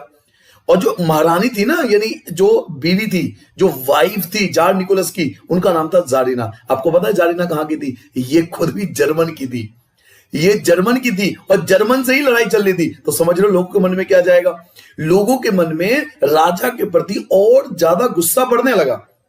इवन जो जारिना की जो सलाहकार थे ना, खासतौर पर एक रासपुतिन नामक एक सन्यासी था, इसके कुछ फैसलों के कारण राजशाही और ज्यादा अलोकप्रिय बन गया। यानी लोग अब राजा के फॉलोवर्स कम होने लगे। एक तरफ राजा के फॉलोवर कम होने लगे, और एक तरफ जो मैंने आपको बताया था चैप्टर के अंदर, जो समाजवाद था वो बहुत तेजी से बढ़ता जा रहा था। तो एक तरफ राजा अलोकप्रिय हो रहा है और एक तरफ समाजवाद बढ़ता जा रहा है। समझ लो बात को? एक तरफ समाजवाद के फॉलोवर्स बढ़ते जा रहे हैं, एक तरफ जो राजा के फॉलोवर्स कम होते जा रहे हैं। तो पहले विश्व युद्ध के बारे में हमें ये बातें पहली चीज पता होना चाहिए। 1914 में लड़ाई शुरू हुई, पूरा यूरोप 2 हिस्सों में बट गया। एक खेमे में केंद्रीय शक्तियां थे जिसमें जर्मनी, ऑस्ट्रिया और तुर्की आते थे। दूसरे में मित्र राष्ट्र थे जिसमें फ्रांस, ब्रिटेन और रूस थे, इटली और रोमानिया भी आगे। इसमें शुरू में रूसियों ने राजा का बहुत साथ दिया, लेकिन जैसे जैसे युद्ध लंबा खिंचता गया, राजा ने ड्यूमा में मौजूद मुख्य पार्टियों से सलाह लेना छोड़ दिया, तो राजा के जन समर्थन कम होने लगे। इसके अलावा इनकी मेन लड़ाई जर्मनी से थी, तो जर्मनी विरोधी भावनाओं के कारण ही लोगों ने सेंट पीटर्सबर्ग का नाम बदलकर पेट्रोग्राद रख दिया, क्योंकि सेंट पीटर्सबर्ग एक जर्मन नाम था, जर्मन से इनकी लड़ाई चल रही थी। जारिना, जो इनकी महारानी का नाम था, इनकी बीवी का नाम था, जार की पत्नी का नाम था, जो जारिना अलेक्जेंड्रा थी, वो खुद भी एक जर्मन मूल की थी और जर्मनी से इनकी लड़ाई चल रही थी। तो उनके घटिया सलाहकारों और खास तौर पर रासपुतिन नाम के एक सन्यासी के सलाह के कारण राजशाही और ज्यादा अलोकप्रिय बन गया। इनके फॉलोवर्स कम होने लगे, इस राजा का साथ देना कम हो गया। एक क्वेश्चन पूछा था अक्सर, एक क्वेश्चन पूछा जाता है बेटा अक्सर कि प्रथम विश्व युद्ध के पूर्वी मोर्चे पर चल रही लड़ाई पश्चिमी मोर्चों की लड़ाई से भिन्न कैसे थी। रूस के जो सैनिक थे ना वो दो हिस्सों में बट गए, कुछ चले गए पूर्वी मोर्चे पर और कुछ चले गए पश्चिमी मोर्चे पर। रूस के सैनिक की लड़ाई जो थी ना वो किसी एक डायरेक्शन में नहीं थी। अगर ये एक डायरेक्शन में होती ना तो आज भी इतिहासकार पता है क्या कहते हैं, अगर एक डायरेक्शन में लड़ाई होती तो रूस 100% जीत जाता, क्योंकि इनकी सेना बहुत ज्यादा थी। लेकिन रूस की दिक्कत ये थी उसको दो तरफ से लड़ना पड़ रहा था, एक पूर्वी मोर्चे पर और एक पश्चिमी मोर्चे पर, और दोनों की लड़ाई थोड़ी अलग थी। कैसे, समझिए। पहला पॉइंट, पश्चिम में जो सैनिक थे ना वो पूर्वी फ्रांस की सीमा पर बनी खाइयों से लड़ाई लड़ रहे थे, जबकि पूर्वी मोर्चे पर सेना ने काफी बड़ा फैसला तय कर लिया था। यानी एक तरफ जो रूस की सैनिक है वो तो खाइयों में लड़ रहे हैं, यानी वो खाइयों में फंसे हुए हैं, समझ लो बात को। एक तरफ जो पूर्व की तरफ था सैनिक वो तो खाइयों में फंसे हुए हैं, और पूर्वी की तरफ जो रूस के सैनिक तो बहुत आगे निकल गए। यानी दोनों के बीच काफी ज्यादा डिफरेंस आ गया, काफी बड़ा गैप आ गया। इस मोर्चे पर बहुत सारे सैनिक मौत के मुंह में जा चुके थे, बहुत सारे सैनिक मारे जा चुके थे। सेना की पराजय ने रूसियों का मनोबल तोड़ दिया। अब सीधी सी बात है बेटा, जिस देश के सैनिक ज्यादा मरेंगे उससे सेना के जो मनोबल है वो टूट जाएगा। 1914 से 1916 के बीच, यानी केवल 2 साल के बीच 70 लाख लोग मारे जा चुके थे। समझिए, 70 लाख बहुत बड़ी जनसंख्या होती है बच्चों। 1914 से 1916 के बीच जो 70 लाख लोग मारे जा चुके थे। जर्मनी और ऑस्ट्रिया में रूसी सेनाओं को भारी पराजय झेलनी पड़ी। 70 लोग मारे जाना बहुत बड़ी बात थी ये। पीछे हटती रूसी सेनाओं ने रास्ते में, अब रूस की सेना पीछे हटने लगी क्योंकि वो हार रही थी। तो रूसी सेना जब पीछे हट रही थी ना तो रास्ते में पड़ने वाली फसलों और इमारतों को नष्ट कर डाला। क्यों भाई, ऐसा क्यों? रूस की सेना पीछे हट रही थी तो रास्ते में आने वाले जितने भी फसल थे, खेत खलिहान थे, उनमें आग लगा दिया, इमारतों में आग लगा दिया। आप सोचोगे ऐसा क्यों? ताकि दुश्मन जो है ना, दुश्मन जो सैनिक जो इनका पीछा कर रहे हैं वो वहां टिक ना पाए, क्योंकि दुश्मन जो आएंगे उनको भी तो रहने के लिए घर चाहिए, उनको भी तो खाने के लिए फसल चाहिए। तो जब फसल बचेगा नहीं, घर बचेगा नहीं, तो रहेंगे कैसे? तो इसलिए रूसी सैनिक जब पीछे हट रही थी तो रास्ते में आने वाले जितने भी फसल थे, अपने ही किसानों के फसल ये लोग जलाने लग गए। अपने ही देश के नागरिकों के जो घर थे उनमें आग लगा दी।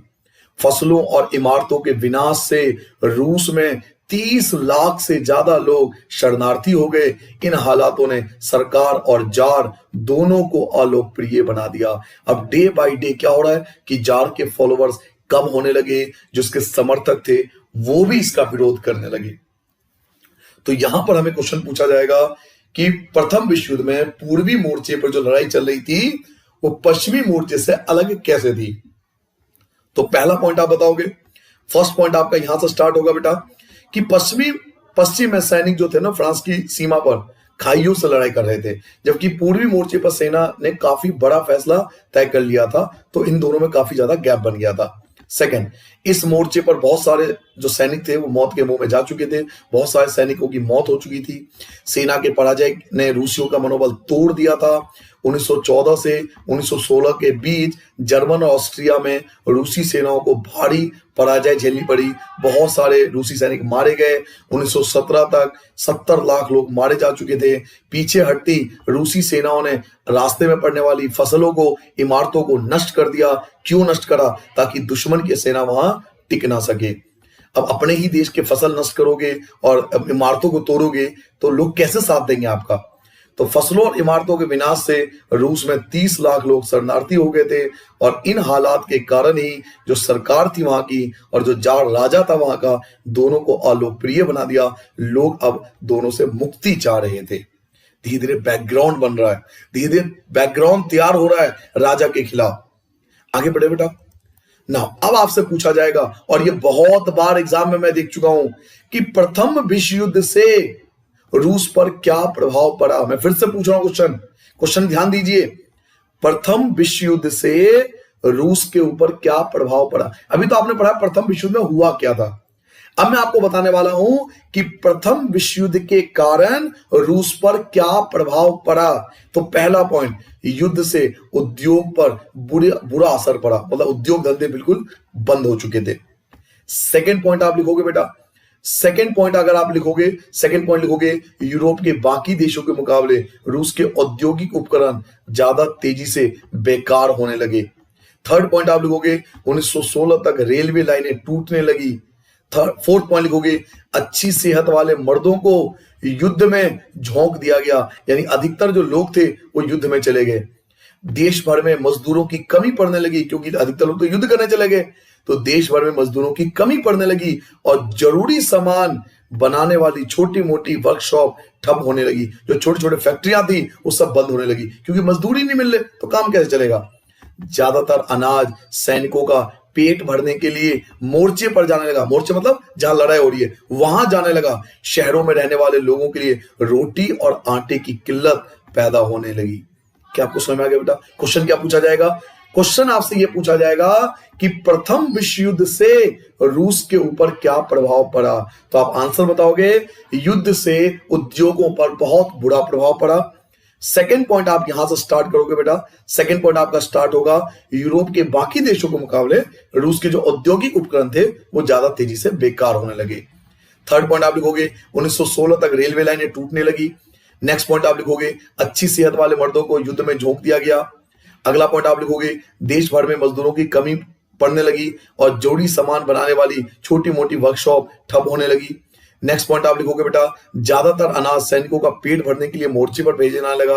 और अगला पॉइंट आप लिखोगे शहर में रहने वाले लोगों के लिए रोटी और आटे की कीमत पैदा होने लगी। तो ये पॉइंट आपको लिखना है कब? जब आपसे ये पूछा जाए कि युद्ध से, प्रथम विश्व युद्ध से रूस के ऊपर क्या प्रभाव पड़ा, क्योंकि बेसिकली हम चैप्टर रूस के बारे में तो पढ़ रहे हैं ना।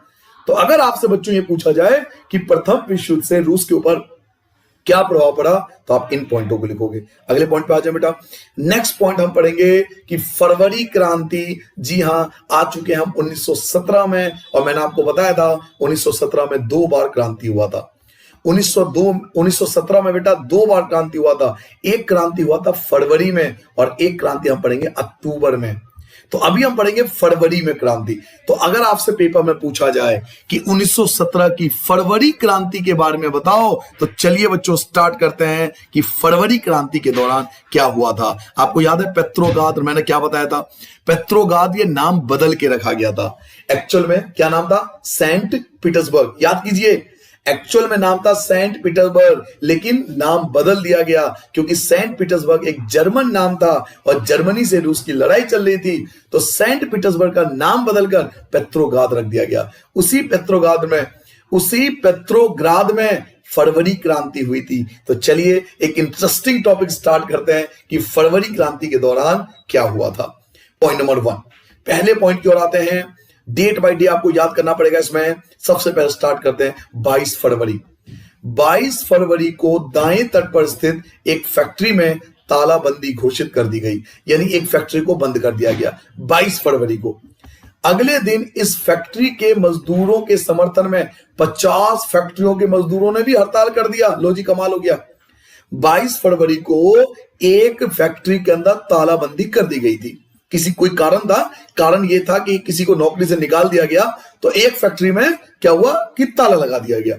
उनके समर्थन में 50 फैक्ट्रियों के जो मालिक मजदूर थे उन्होंने भी काम करना बंद कर दिया। समझ आ गया बेटा? अगला, जब फैशनेबल रिहायशी इलाकों और सरकारी इमारतों को मजदूरों ने घेर लिया तो सरकार ने कर्फ्यू लगा दिया। अब जो मजदूर थे किसान थे, याद कीजिए मैंने क्या कहा था मजदूर और किसान के बारे में, इन्होंने ही तो समाजवाद की स्थापना की थी। तो जब फैशनेबल रिहायशी इलाकों में, फैशनेबल मतलब जो फैशनेबल होते हैं या जो अपने आप को लिबरल्स कहते हैं, जो अपने आप को मॉडर्न कहते हैं, उन्हें बोलते हैं फैशनेबल। तो जब फैशनेबल इलाकों को, सरकारी इमारतों को मजदूरों ने घेर लिया तो सरकार ने कर्फ्यू लागू कर दिया। अब आ चुका है 25 फरवरी। रविवार 25 फरवरी को सरकार ने ड्यूमा को बर्खास्त कर दिया। सर ड्यूमा क्या है? ड्यूमा हम कह सकते हैं पार्लियामेंट है, जहां पे सारे नेता वगैरह बैठते थे और सारे फैसला लेते थे। तो 25 फरवरी को सरकार ने ड्यूमा को बर्खास्त कर दिया। 26 तारीख को प्रदर्शनकारी बहुत बड़ी संख्या में बाएं तट के इलाकों में इकट्ठा हो गए। अब जब लोगों को पता लगा कि ड्यूमा बर्खास्त हो चुका है, पार्लियामेंट बर्खास्त हो चुका है, तो 26 तारीख को बहुत सारे प्रदर्शनकारी एक साथ इकट्ठे हो गए। 27 को उन्होंने पुलिस मुख्यालयों पर हमला करके उन्हें तहस नहस कर दिया। यानी मजदूरों ने पुलिस के मुख्यालय पे ही हमला कर दिया और पूरे मुख्यालय को ही तोड़ फोड़ दिया, तहस नहस कर दिया, पूरे मुख्यालय को उड़ा के फेंक दिया। सरकार ने स्थिति पर नियंत्रण कायम करने के लिए एक बार फिर से घुड़सवार सैनिकों को तैनात किया। अब स्थिति को कैसे कंट्रोल किया जाए, तो सरकार ने जो घुड़सवार सैनिक थे उनको बुलाया और उनको तैनात किया। लेकिन इंटरेस्टिंग चीज क्या हुई कि जो घुड़सवार सैनिक की टुकड़ियां थी उन्होंने प्रदर्शनकारियों पर गोली चलाने से इनकार कर दिया। जी हां, बड़ा इंटरेस्टिंग चीज है ये। सैनिकों ने प्रदर्शनकारियों पर गोली चलाने से ही मना कर दिया। जब पुलिस के मुख्यालय को तहस नहस कर दिया तो सरकार ने क्या करा, जो घुड़सवार सैनिक थे उनको बुलाया।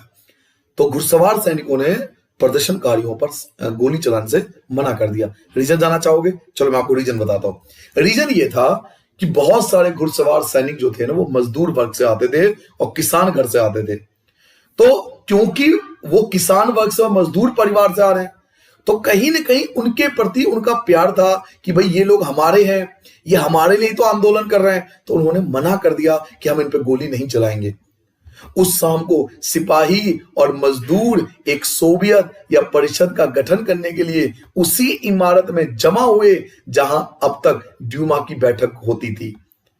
अब जहां पे ड्यूमा की बैठक होती थी, जहां पे पार्लियामेंट लगता था, वहीं पर वो सारे लोग इकट्ठे हुए।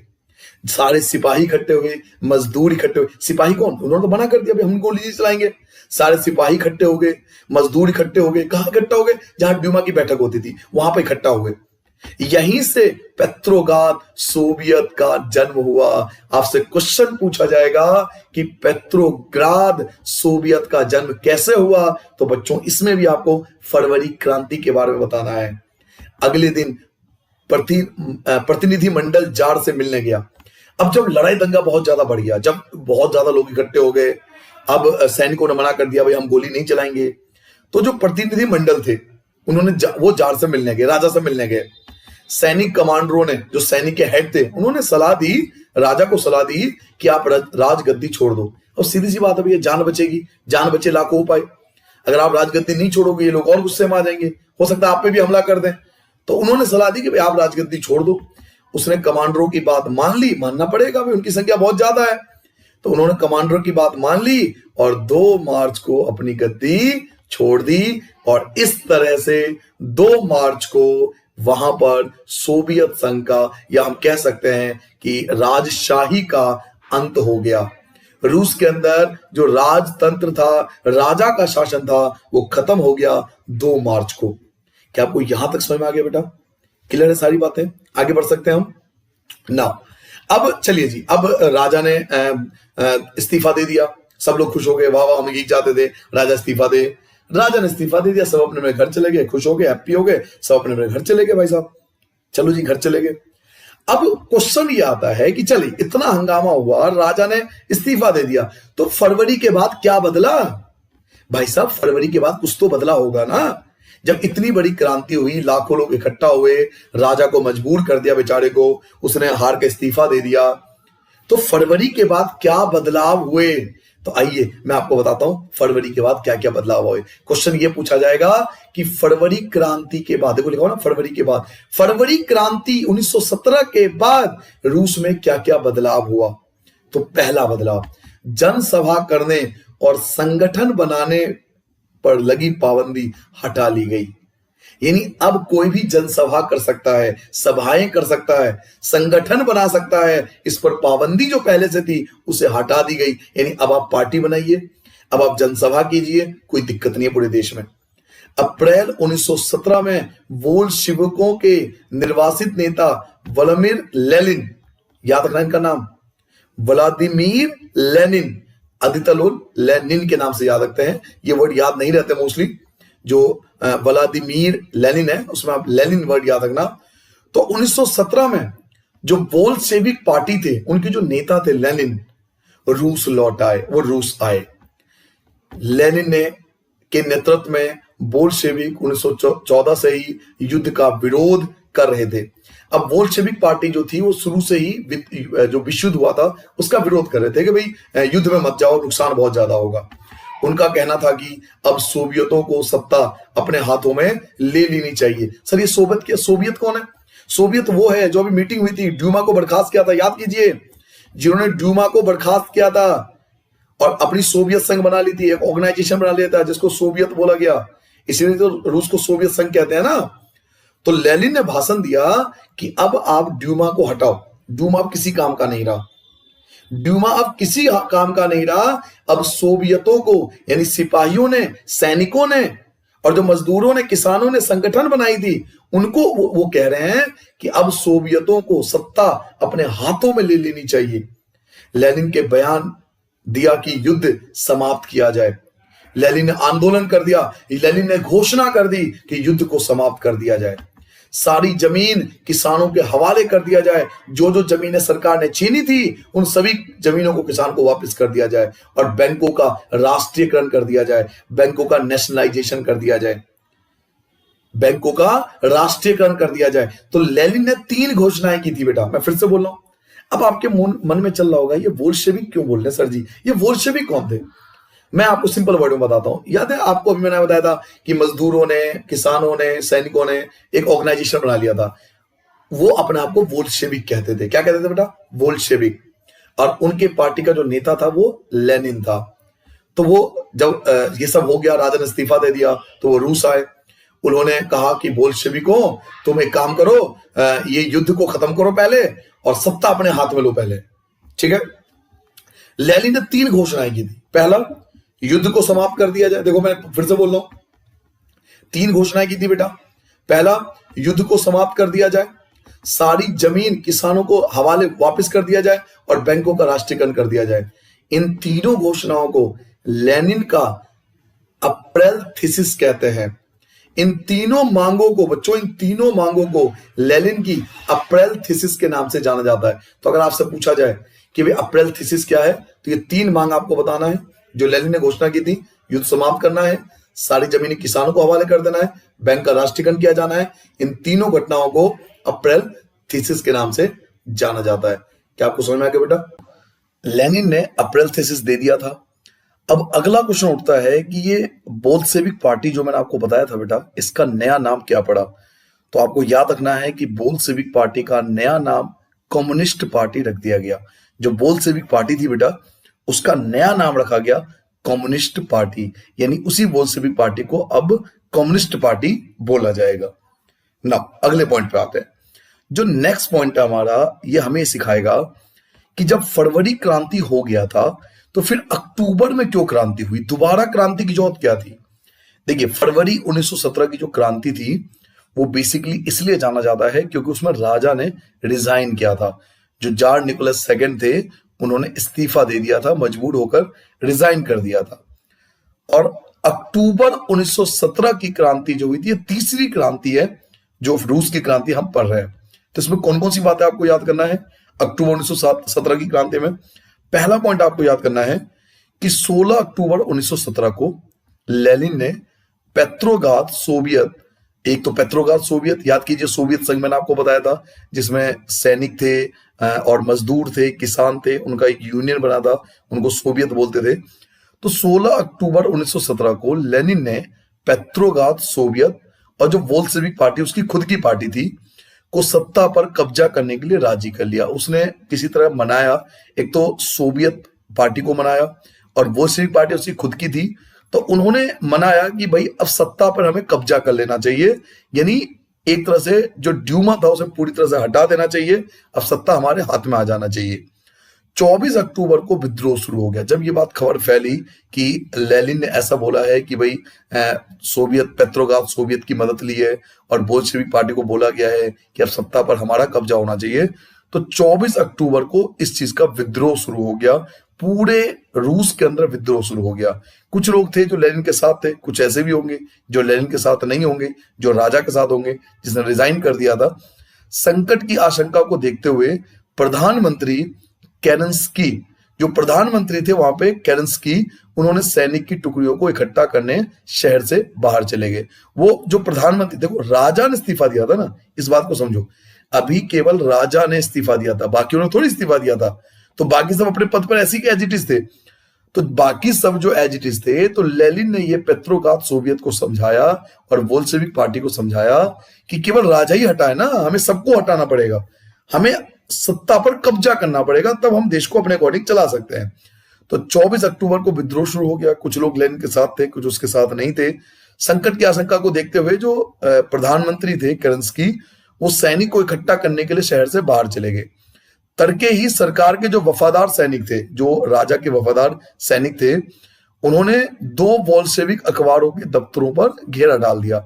यानी जो बोल्शेविक पार्टी का जो अखबार निकलता था उसके दफ्तर को घेर लिया, जो सरकार के वफादार सैनिक थे, अभी भी सरकार का साथ दे रहे थे। और इधर पलक झपकते ही जो क्रांतिकारी समिति थी, सर क्रांतिकारी समिति कौन? जो बोल्शेविक पार्टी थी, समझ लो। पूरा देश 2 हिस्सों में बट गया था।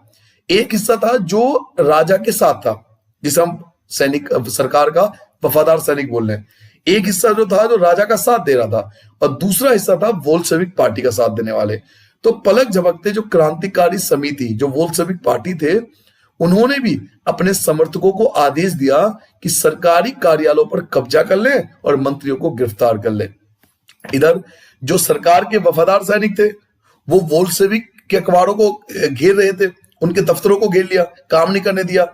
और इधर जो क्रांतिकारी समिति थे, यानी बोल्शेविक पार्टी वाले और जो सोवियत पेट्रोग्राद थे, जो पेट्रोग्राद सोवियत थे, इनके जो समर्थक थे, इन्होंने क्या करा, लोगों से बोला, अपने समर्थकों से बोला कि सरकार के जितने भी कार्यालय ऑफिस है उन पे कब्जा कर लो और मंत्रियों को गिरफ्तार कर लो। ऐसा ही किया, क्योंकि क्रांतिकारी समिति यानी बोल्शेविक लोगों की संख्या बहुत ज्यादा थी और सरकार के लोगों की संख्या बहुत कम थी। तो शाम ढलते ढलते पूरा शहर क्रांतिकारी समिति के नियंत्रण में आ चुका था। क्रांतिकारी समिति ने पूरे शहर पर नियंत्रण कर लिया था, यानी बोल्शेविक पार्टी ने पूरे रूस के ऊपर या पूरे शहर के ऊपर कब्जा कर लिया था और मंत्रियों ने आत्मसमर्पण कर दिया। आखिरकार मंत्रियों को हार माननी पड़ी क्योंकि इनकी संख्या बहुत ज्यादा थी। जो पेट्रोग्राद में अखिल रूसी सोवियत कांग्रेस की बैठक हुई, उसमें बहुमत से बोल्शेविक की कार्रवाई को समर्थन किया गया।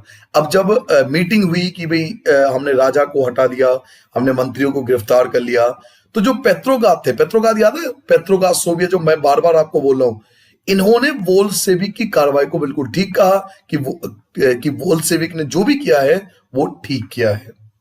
ये अक्टूबर क्रांति के अंदर आपको याद रखना है। मैं दोबारा बताता हूं बेटा, अक्टूबर क्रांति में क्या क्या हुआ। 16 अक्टूबर 1917 की बात है। लेनिन ने पेट्रोग्राद सोवियत और बोल्शेविक पार्टी, जो उसकी खुद की पार्टी थी, को सत्ता पर कब्जा करने के लिए राजी कर लिया कि हमें सत्ता पर कब्जा करना पड़ेगा, क्योंकि अभी तो राजा ने इस्तीफा दिया ना, बाकी पूरा देश तो वैसे ही चल रहा है। तो 24 अक्टूबर को इस चीज का विद्रोह शुरू हो गया। कुछ लोग जो थे वो बोल्शेविक पार्टी के साथ थे और कुछ लोग जो थे वो राजा के साथ थे। संकट की आशंका को देखते हुए वहां के जो प्रधानमंत्री थे केरेंस्की, उन्होंने सैनिक की टुकड़ियों को इकट्ठा करने के लिए शहर से बाहर चले गए। इधर तड़के ही सरकार के जो वफादार सैनिक थे, जो राजा के वफादार सैनिक थे, उन्होंने बोल्शेविक अखबारों के दफ्तरों को घेर दिया। ये बात बोल्शेविक वालों को पता लगा, तो पलक झपकते ही क्रांतिकारी समिति यानी बोल्शेविक पार्टी और जो पेट्रोग्राद सोवियत वाले लोग थे, उन्होंने भी अपने समर्थकों को आदेश दिया कि सारे सरकारी कार्यालय को कब्जा कर लो और मंत्रियों को गिरफ्तार कर लो। शाम ढलते ढलते पूरा शहर क्रांतिकारी समिति यानी बोल्शेविक पार्टी के नियंत्रण में आ चुका था और मंत्रियों ने आत्मसमर्पण कर दिया था, क्योंकि बोल्शेविक पार्टी के लोगों की संख्या बहुत ज्यादा थी। अब पेट्रोग्राद में जो अखिल रूसी सोवियत कांग्रेस है, अब जब ये घटना हो गई तो ड्यूमा बैठा कि भाई बोल्शेविक ने जो करा है वो सही करा है नहीं करा। तो ये जो पेट्रोग्राद सोवियत थे, ये जो पेट्रोग्राद सोवियत वाले थे, जो ड्यूमा को चलाते थे, उन्होंने बोल्शेविक द्वारा की गई कार्रवाई का समर्थन किया कि इन्होंने जो भी किया वो अच्छा किया। इसे अक्टूबर क्रांति के नाम से जाना जाता है। ठीक है बेटा ना, अक्टूबर क्रांति तो हो गई।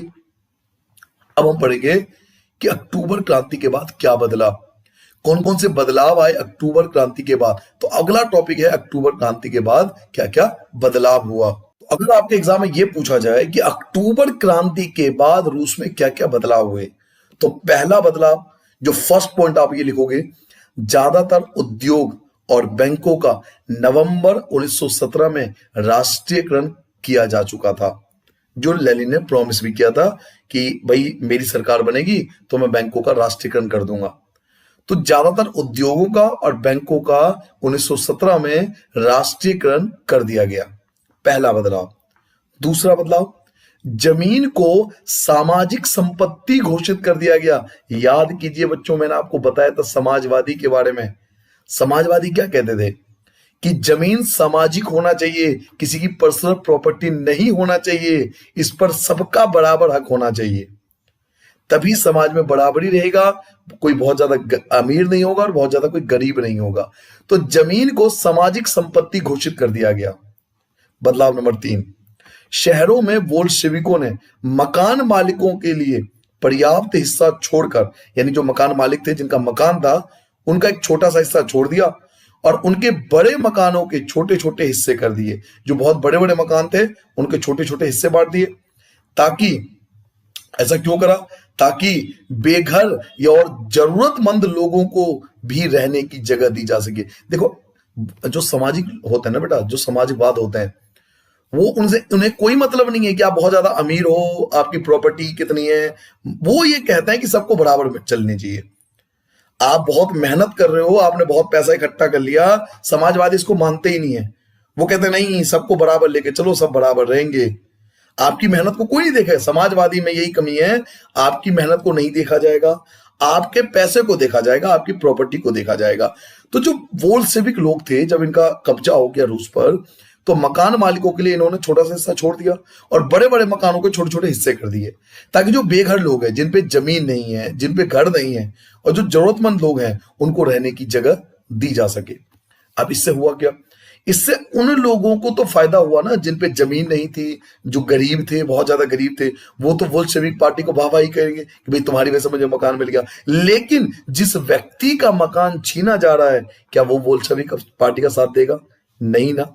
आप खुद सोचिए, आपके पास एक बहुत बड़ी प्रॉपर्टी है जो आपके फादर ने बहुत मेहनत से इकट्ठा करके कमाया है, और कल को कोई ऐसी सरकार बनती है जिससे वो जमीन आपसे छीन लिया जाए और गरीबों बांट दिया जाए। बहुत अच्छी बात है, गरीबों बांट दो, तो जो गरीब है वो तो बहुत खुश होंगे, वो तो बोल्शेविक का साथ देंगे। लेकिन आपकी जमीन तो चली गई ना, आपकी मेहनत को किसी ने नहीं देखा ना, तो आप तो बोल्शेविक पार्टी का साथ नहीं दोगे ना। तो यही हो गया, देश में 2 हिस्सों में फिर से देखना आगे लड़ाई शुरू होगी। थर्ड पॉइंट, बेफिलहाल अभी हम पढ़ लेते हैं कि अक्टूबर की क्रांति के बाद क्या क्या बदलाव हुआ। पहला बदलाव मैंने क्या बोला कि अधिकतर बैंकों का और उद्योगों का राष्ट्रीयकरण कर दिया गया। जमीन को सामाजिक संपत्ति घोषित की गई। बोल्शेविकों ने मकान मालिकों के लिए पर्याप्त हिस्सा छोड़कर उनके बड़े बड़े मकानों को छोटे छोटे हिस्से कर दिए और बेघरों जरूरतमंदों को लोगों को उनको रहने की जगह दे दी। जो सेना और सरकारी अफसर थे उनकी वर्दियां बदल दी गई, उनके ड्रेस कोड को चेंज कर दिया गया। ये बदलाव को दिखाने के लिए कि अब हम राजा के अंदर में नहीं है। याद कीजिए फ्रांस की क्रांति में भी ऐसी हुआ था, याद है आपको? तो बदलाव को दिखाने के लिए, रिप्रेजेंट करने के लिए कि अब हम राजा के अंडर नहीं है, तो सेना और सरकारी जो अफसर थे उनकी वर्दियों को बदल दिया गया। बोल्शेविक पार्टी का नाम बदलकर रूसी कम्युनिस्ट पार्टी, बोल्शेविक पार्टी का नाम बदलकर रूसी कम्युनिस्ट पार्टी बोल्शेविक रख दिया गया। याद है आपको, मैंने बोला था कि बोल्शेविक पार्टी का नाम कम्युनिस्ट पार्टी है, तो अब बोल्शेविक पार्टी का नया नाम रख दिया गया। नया नाम क्या था? रूसी कम्युनिस्ट पार्टी। तो बोल्शेविक पार्टी का अब नया नाम पड़ गया बेटा, रूसी कम्युनिस्ट पार्टी। ये सब आपको बताना है कब, अगर आपके एग्जाम में पूछा जाए कि अक्टूबर क्रांति के बाद क्या क्या बदलाव हुए। मैं फिर से बता देता हूं कि अक्टूबर क्रांति के बाद क्या क्या बदलाव हुआ। पहली क्रांति मैंने आपको बताया कि ज्यादातर जो उद्योग थे और जो बैंक थे उनका राष्ट्रीयकरण कर दिया गया, पहला पॉइंट। सेकेंड पॉइंट, जमीन को सामाजिक संपत्ति घोषित कर दिया गया, यानी सबका हक होगा। शहरों में जो बोल्शेविकों के मकान थे उनके मालिकों के लिए पर्याप्त जगह छोड़ दिया गया और बड़े बड़े मकानों को छोटे छोटे हिस्से करके जो बेघर और जरूरतमंद थे उनको दे दिया गया। इसके अलावा जो सेना और सरकारी अफसर थे उनकी वर्दियों को बदल दिया गया, उनके ड्रेस कोड को चेंज कर दिया गया। इवन बोल्शेविक पार्टी का भी नाम बदल दिया गया और इसका नया नाम रखा गया रूसी कम्युनिस्ट पार्टी। तो ये वो बदलाव है बेटा जो अक्टूबर क्रांति के बाद आया। अब एक दिक्कत हो गई जो हम अगले पॉइंट में पढ़ने वाले हैं। दिक्कत क्या हो गई? जो मैंने आपको अभी बताया था कि भाई एक व्यक्ति तो वो है जिसने मेहनत से पैसा इकट्ठा करा, दिन रात मेहनत करी, प्रॉपर्टी इकट्ठा किया, अपने बच्चों के लिए करा। अब सरकार ऐसी बन गई जिन्होंने उस प्रॉपर्टी को रातों रात छीन लिया और गरीबों को दे दिया। बहुत अच्छी बात है, लेकिन वो व्यक्ति तो सरकार का साथ नहीं देगा ना बेटा, जिसकी जमीन छीनी गई है। तो आप ये सोचो कि पूरा जो देश था ना वो अब 3 हिस्सों में बट जाएगा। सर 3 हिस्से कैसे, मैं आपको बताता हूं। एक हिस्सा जो राजा के साथ था, अभी भी वो राजा के प्रति वफादार था। याद कीजिए, कुछ लोग होते हैं राजा के प्रति वफादार होते हैं, उन्होंने जो वचन दे रखा है वो उसको निभाएंगे। आपने बाहुबली की मूवी देखी होगी, कटप्पा आपको याद होगा। वो राजा का साथ देंगे, चाहे कुछ भी हो जाए, दुनिया इधर से उधर हो जाए, वो राजा का साथ देंगे। एक तो वो हो गए, दूसरे वोल्शेविक वाले हो गए, और तीसरे जिनसे जमीन छीनी गई। तो देश कितने हिस्सों में बट गया? 3 हिस्सों में। मैं आपको तीनों के नाम बता देता हूं। एक को बोलते थे रेड्स, एक को बोलते थे ग्रीन्स, और एक को बोलते थे व्हाइट्स। मैं फिर से बता रहा हूं बेटा, पूरा रूस 3 हिस्सों में बांट दिया गया। अगर आप पूरा वीडियो देखते हो, मैंने आपको पहले स्टार्टिंग में कहा था, आपको एक मूवी की तरह समझ में आएगा, आपके सामने एक मूवी चलती रहेगी। तो पूरा देश अब 3 हिस्सों में बट गया। एक थे रेड्स, रेड कौन थे? जो वोल्शेविक थे। दूसरा ग्रीन्स, दूसरे कौन हो गए? ग्रीन्स। और तीसरे कौन हो गए? व्हाइट्स। ग्रीन कौन थे? जिनकी जमीन छीनी गई थी। और व्हाइट्स कौन थे? जो राजा के समर्थक थे। क्या आपको समझ में आ गया बेटा? आगे पढ़े। अब होता क्या है कि रूस में गृह युद्ध छिड़ जाता है, क्योंकि पूरा देश 3 हिस्सों में बट गया। अभी मैंने आपको बताया, अब 3 हिस्सों में बट जाएगा, तीनों की आपस में लड़ाई होगी। कोई कहेगा राजा सही है, कोई कहेगा भाई बोल्शेविक सही है, और कोई कहेगा भाई मेरी तो जमीन छीनी है, चाहे किसी की भी सरकार हो, पहले मेरी जमीन वापस दो, मेरी मेहनत वापस दो। तो पूरा देश 3 हिस्सों में बट गया। अब इनकी आपस में लड़ाई शुरू होगी। इसी को बोला जाता है गृह युद्ध, यानी घर के अंदर लड़ाई शुरू हो गया। रूस के घर में लड़ाई शुरू हो गया, इसलिए इसका नाम पड़ा गृह युद्ध। चलिए पढ़ते हैं पॉइंट टू पॉइंट क्या हुआ था गृह युद्ध में। जब बोल्शेविकों ने जमीन के पुनर्वितरण का आदेश दिया तो रूसी सेना टूटने लगी। देखिए ये होगा, मैंने कहा था आपसे, ये 100% होगा। जब बोल्शेविकों ने घोषणा कर दी कि जिन पे ज्यादा जमीन, उनकी जमीन छीन ली गई, तो उनमें कुछ सेना ऐसे भी तो होंगे जिन पे बहुत ज्यादा जमीन होगी। आपको क्या लगता है, उनकी जमीन छीनी होगी या नहीं छीनी होगी? छीन गई होगी, क्योंकि उन पे ज्यादा जमीन थी। तो रूस की सेना भी टूटने लगी।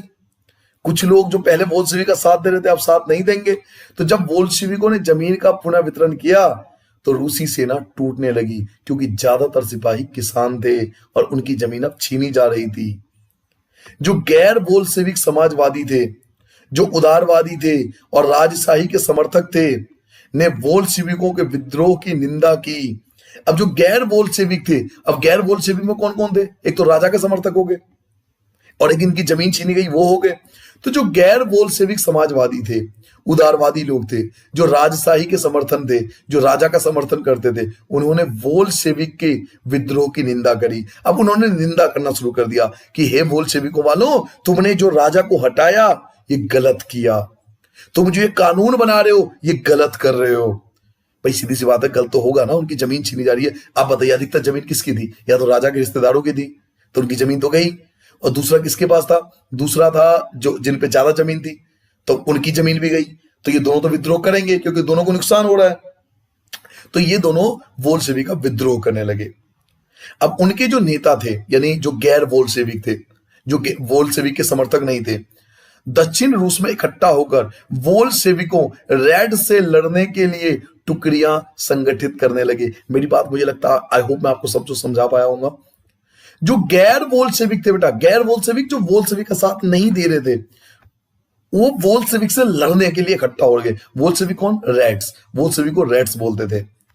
तो बोल्शेविकों से लड़ने के लिए जो गैर बोल्शेविक थे, यानी राजा के जो समर्थक थे और जिनकी जमीन छीनी गई थी, वो जो थे, वो बोल्शेविकों से रेड से लड़ने के लिए इकट्ठा होने लगे, सैनिक बना लिया उन्होंने।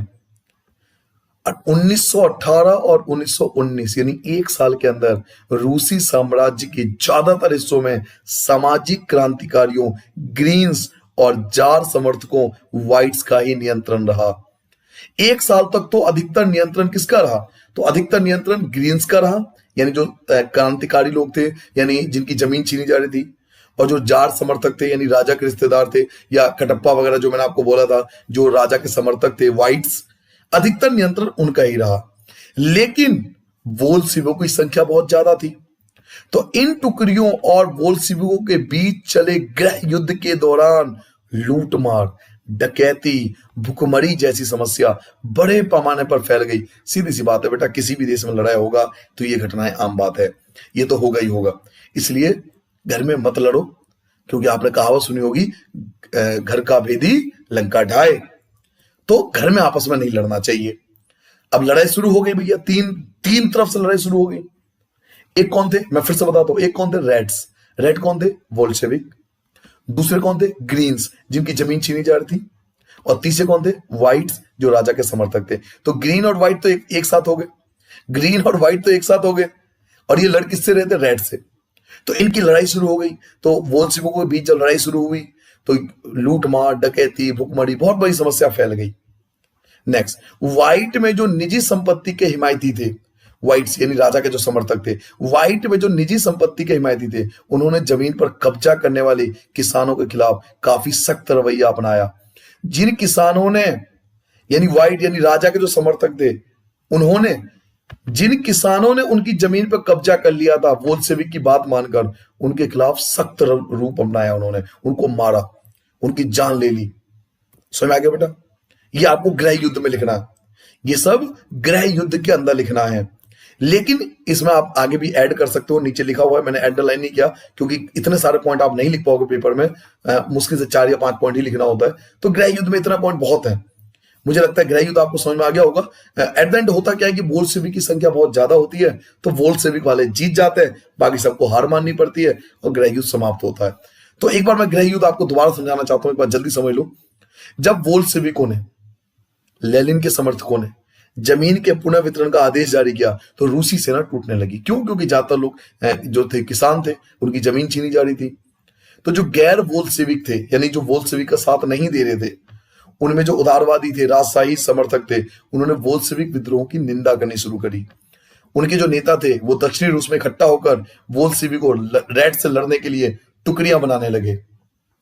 1918 से 1919 में रूसी साम्राज्य के ज्यादातर हिस्सों पर या तो ग्रीन्स का, ग्रीन मतलब जिन पे बहुत ज्यादा जमीन थी उनका कब्जा था, या फिर व्हाइट्स यानी जो राजा के समर्थक थे उनका कब्जा था, क्योंकि इन पे जमीनें बहुत थी।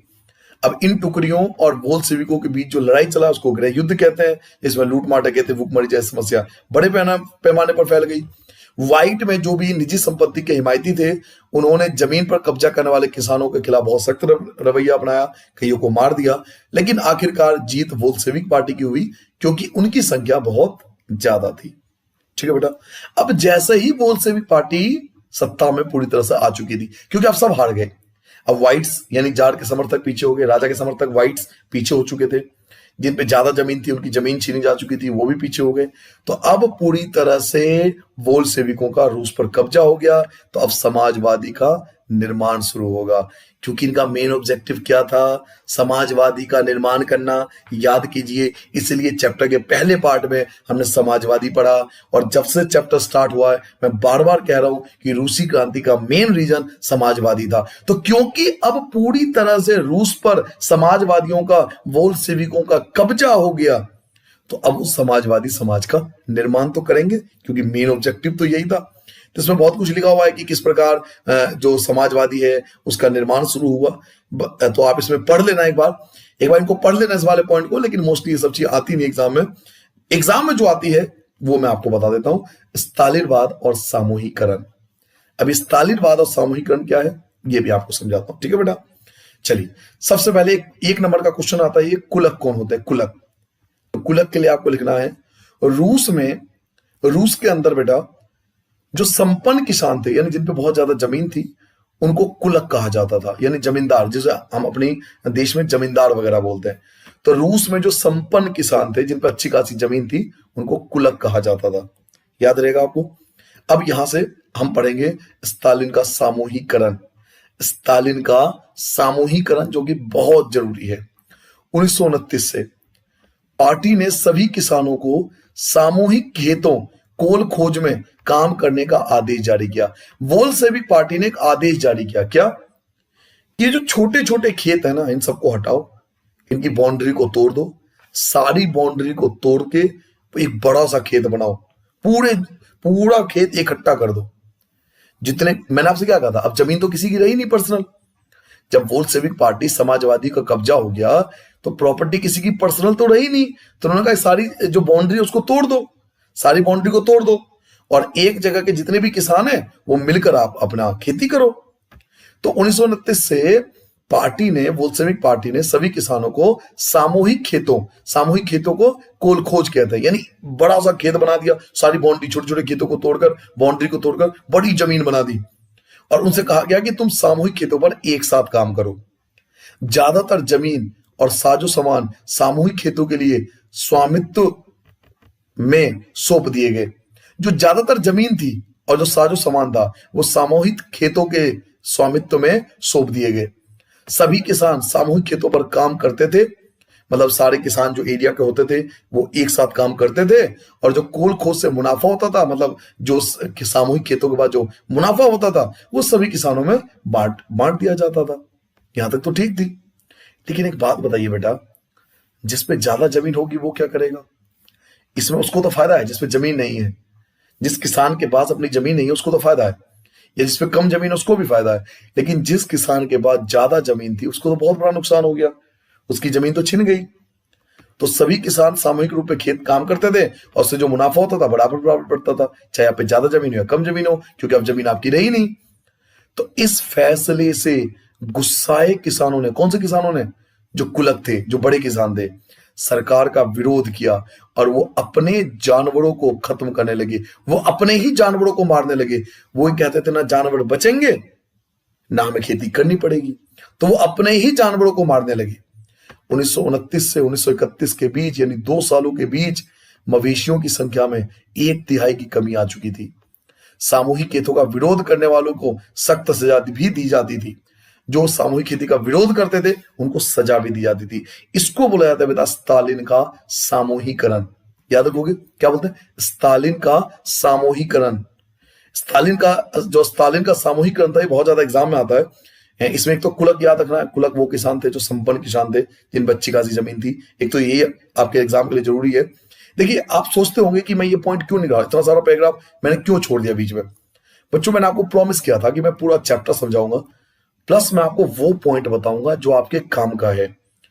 क्योंकि आप मतलब कि अगर टॉपिक कंटेंट करने जाओगे तो आपका पूरा चैप्टर कंफ्यूजिंग क्रिएट कर जाएगा, तो आप कई चीजों में कंफ्यूज हो जाओगे, आपको याद नहीं होगा। इसलिए हमने पूरा चैप्टर स्टडी करने के बाद, काफी सारे पेपर पढ़ने के बाद, एग्जाम देखने के बाद ये वीडियो बनाया है, ताकि आप एग्जाम में पूरी तरह से बिल्कुल तैयार रहो, क्योंकि यही क्वेश्चन आते हैं आपके यूटी होंगे, टेस्ट होंगे, आप देख लेना। तो 1929 में स्टालिन के सामूहिकरण ने आदेश जारी किया कि किसानों को सामूहिक खेतों पे काम करना पड़ेगा। ज्यादातर जमीन और साजो सामान सामूहिक खेतों के स्वामित्व में सौंप दिए गए। सभी किसान सामूहिक खेतों पर काम करते थे और उस सामूहिक खेती यानी कोल खोज से जो मुनाफा होता था वो सभी किसानों में बांट दिया जाता था। इस फैसले से गुस्साए किसानों, जो बड़े किसान थे, उन्होंने सरकार का विरोध किया और वो अपने ही जानवरों को मारने लगे। 1929 से 1931 के बीच मवेशियों की संख्या में 1/3 कमी हो गई, क्योंकि पहले खेती जानवरों से की जाती थी, मशीन तो थे नहीं, तो वो मवेशी को मारते थे, जानवरों को ही मारना शुरू कर दिया। न जानवर होंगे न खेती करनी पड़ेगी। और सामूहिकरण का विरोध करने वालों को सख्त सजा भी दी जाती थी। तो सामूहिकरण में, स्टालिन के सामूहिकरण में ये सारे पॉइंट आपको लिखने हैं। ठीक है बेटा, बाकी आप इन पॉइंटों को छोड़ सकते हो, इसमें कोई ऐसा नहीं है कि आप याद करो और पेपर में आए। नाउ 5th पार्ट पे आते हैं। अब यहां पर रूस की क्रांति समाप्त हो चुकी है, रूस में समाजवाद आ चुका है। 5वां पॉइंट हम ये पढ़ेंगे कि रूसी क्रांति हो जाने के बाद, सोवियत संघ बनने के बाद उसका विश्व पर क्या प्रभाव पड़ा। समझ लो मेरी बात को। रूसी क्रांति तो हो गई, रूस में 3 बार क्रांति हुई। मैं दोबारा बताता हूं, एक 1905 में क्रांति हुई थी जिसको हम खूनी रविवार कहते हैं। दूसरा 1917 में क्रांति हुई फरवरी के अंदर, जिसमें राजा को रिजाइन करना पड़ गया। देखिए एक एक चीज को स्टेप बाय याद रखिए। मैंने पहला बताया था 1905 की क्रांति, जिसमें खूनी रविवार बोला था। दूसरा मैंने आपको बोला था 1917 की क्रांति, जिसमें राजा को रिजाइन करना पड़ गया था। फिर 1917 में दोबारा क्रांति हुई थी, 1917 में अक्टूबर में, जिसमें बोल्शेविक पार्टी ने पूरे रूस पे कब्जा कर लिया था। अब वो खत्म हो गया, रूसी क्रांति खत्म हो चुका।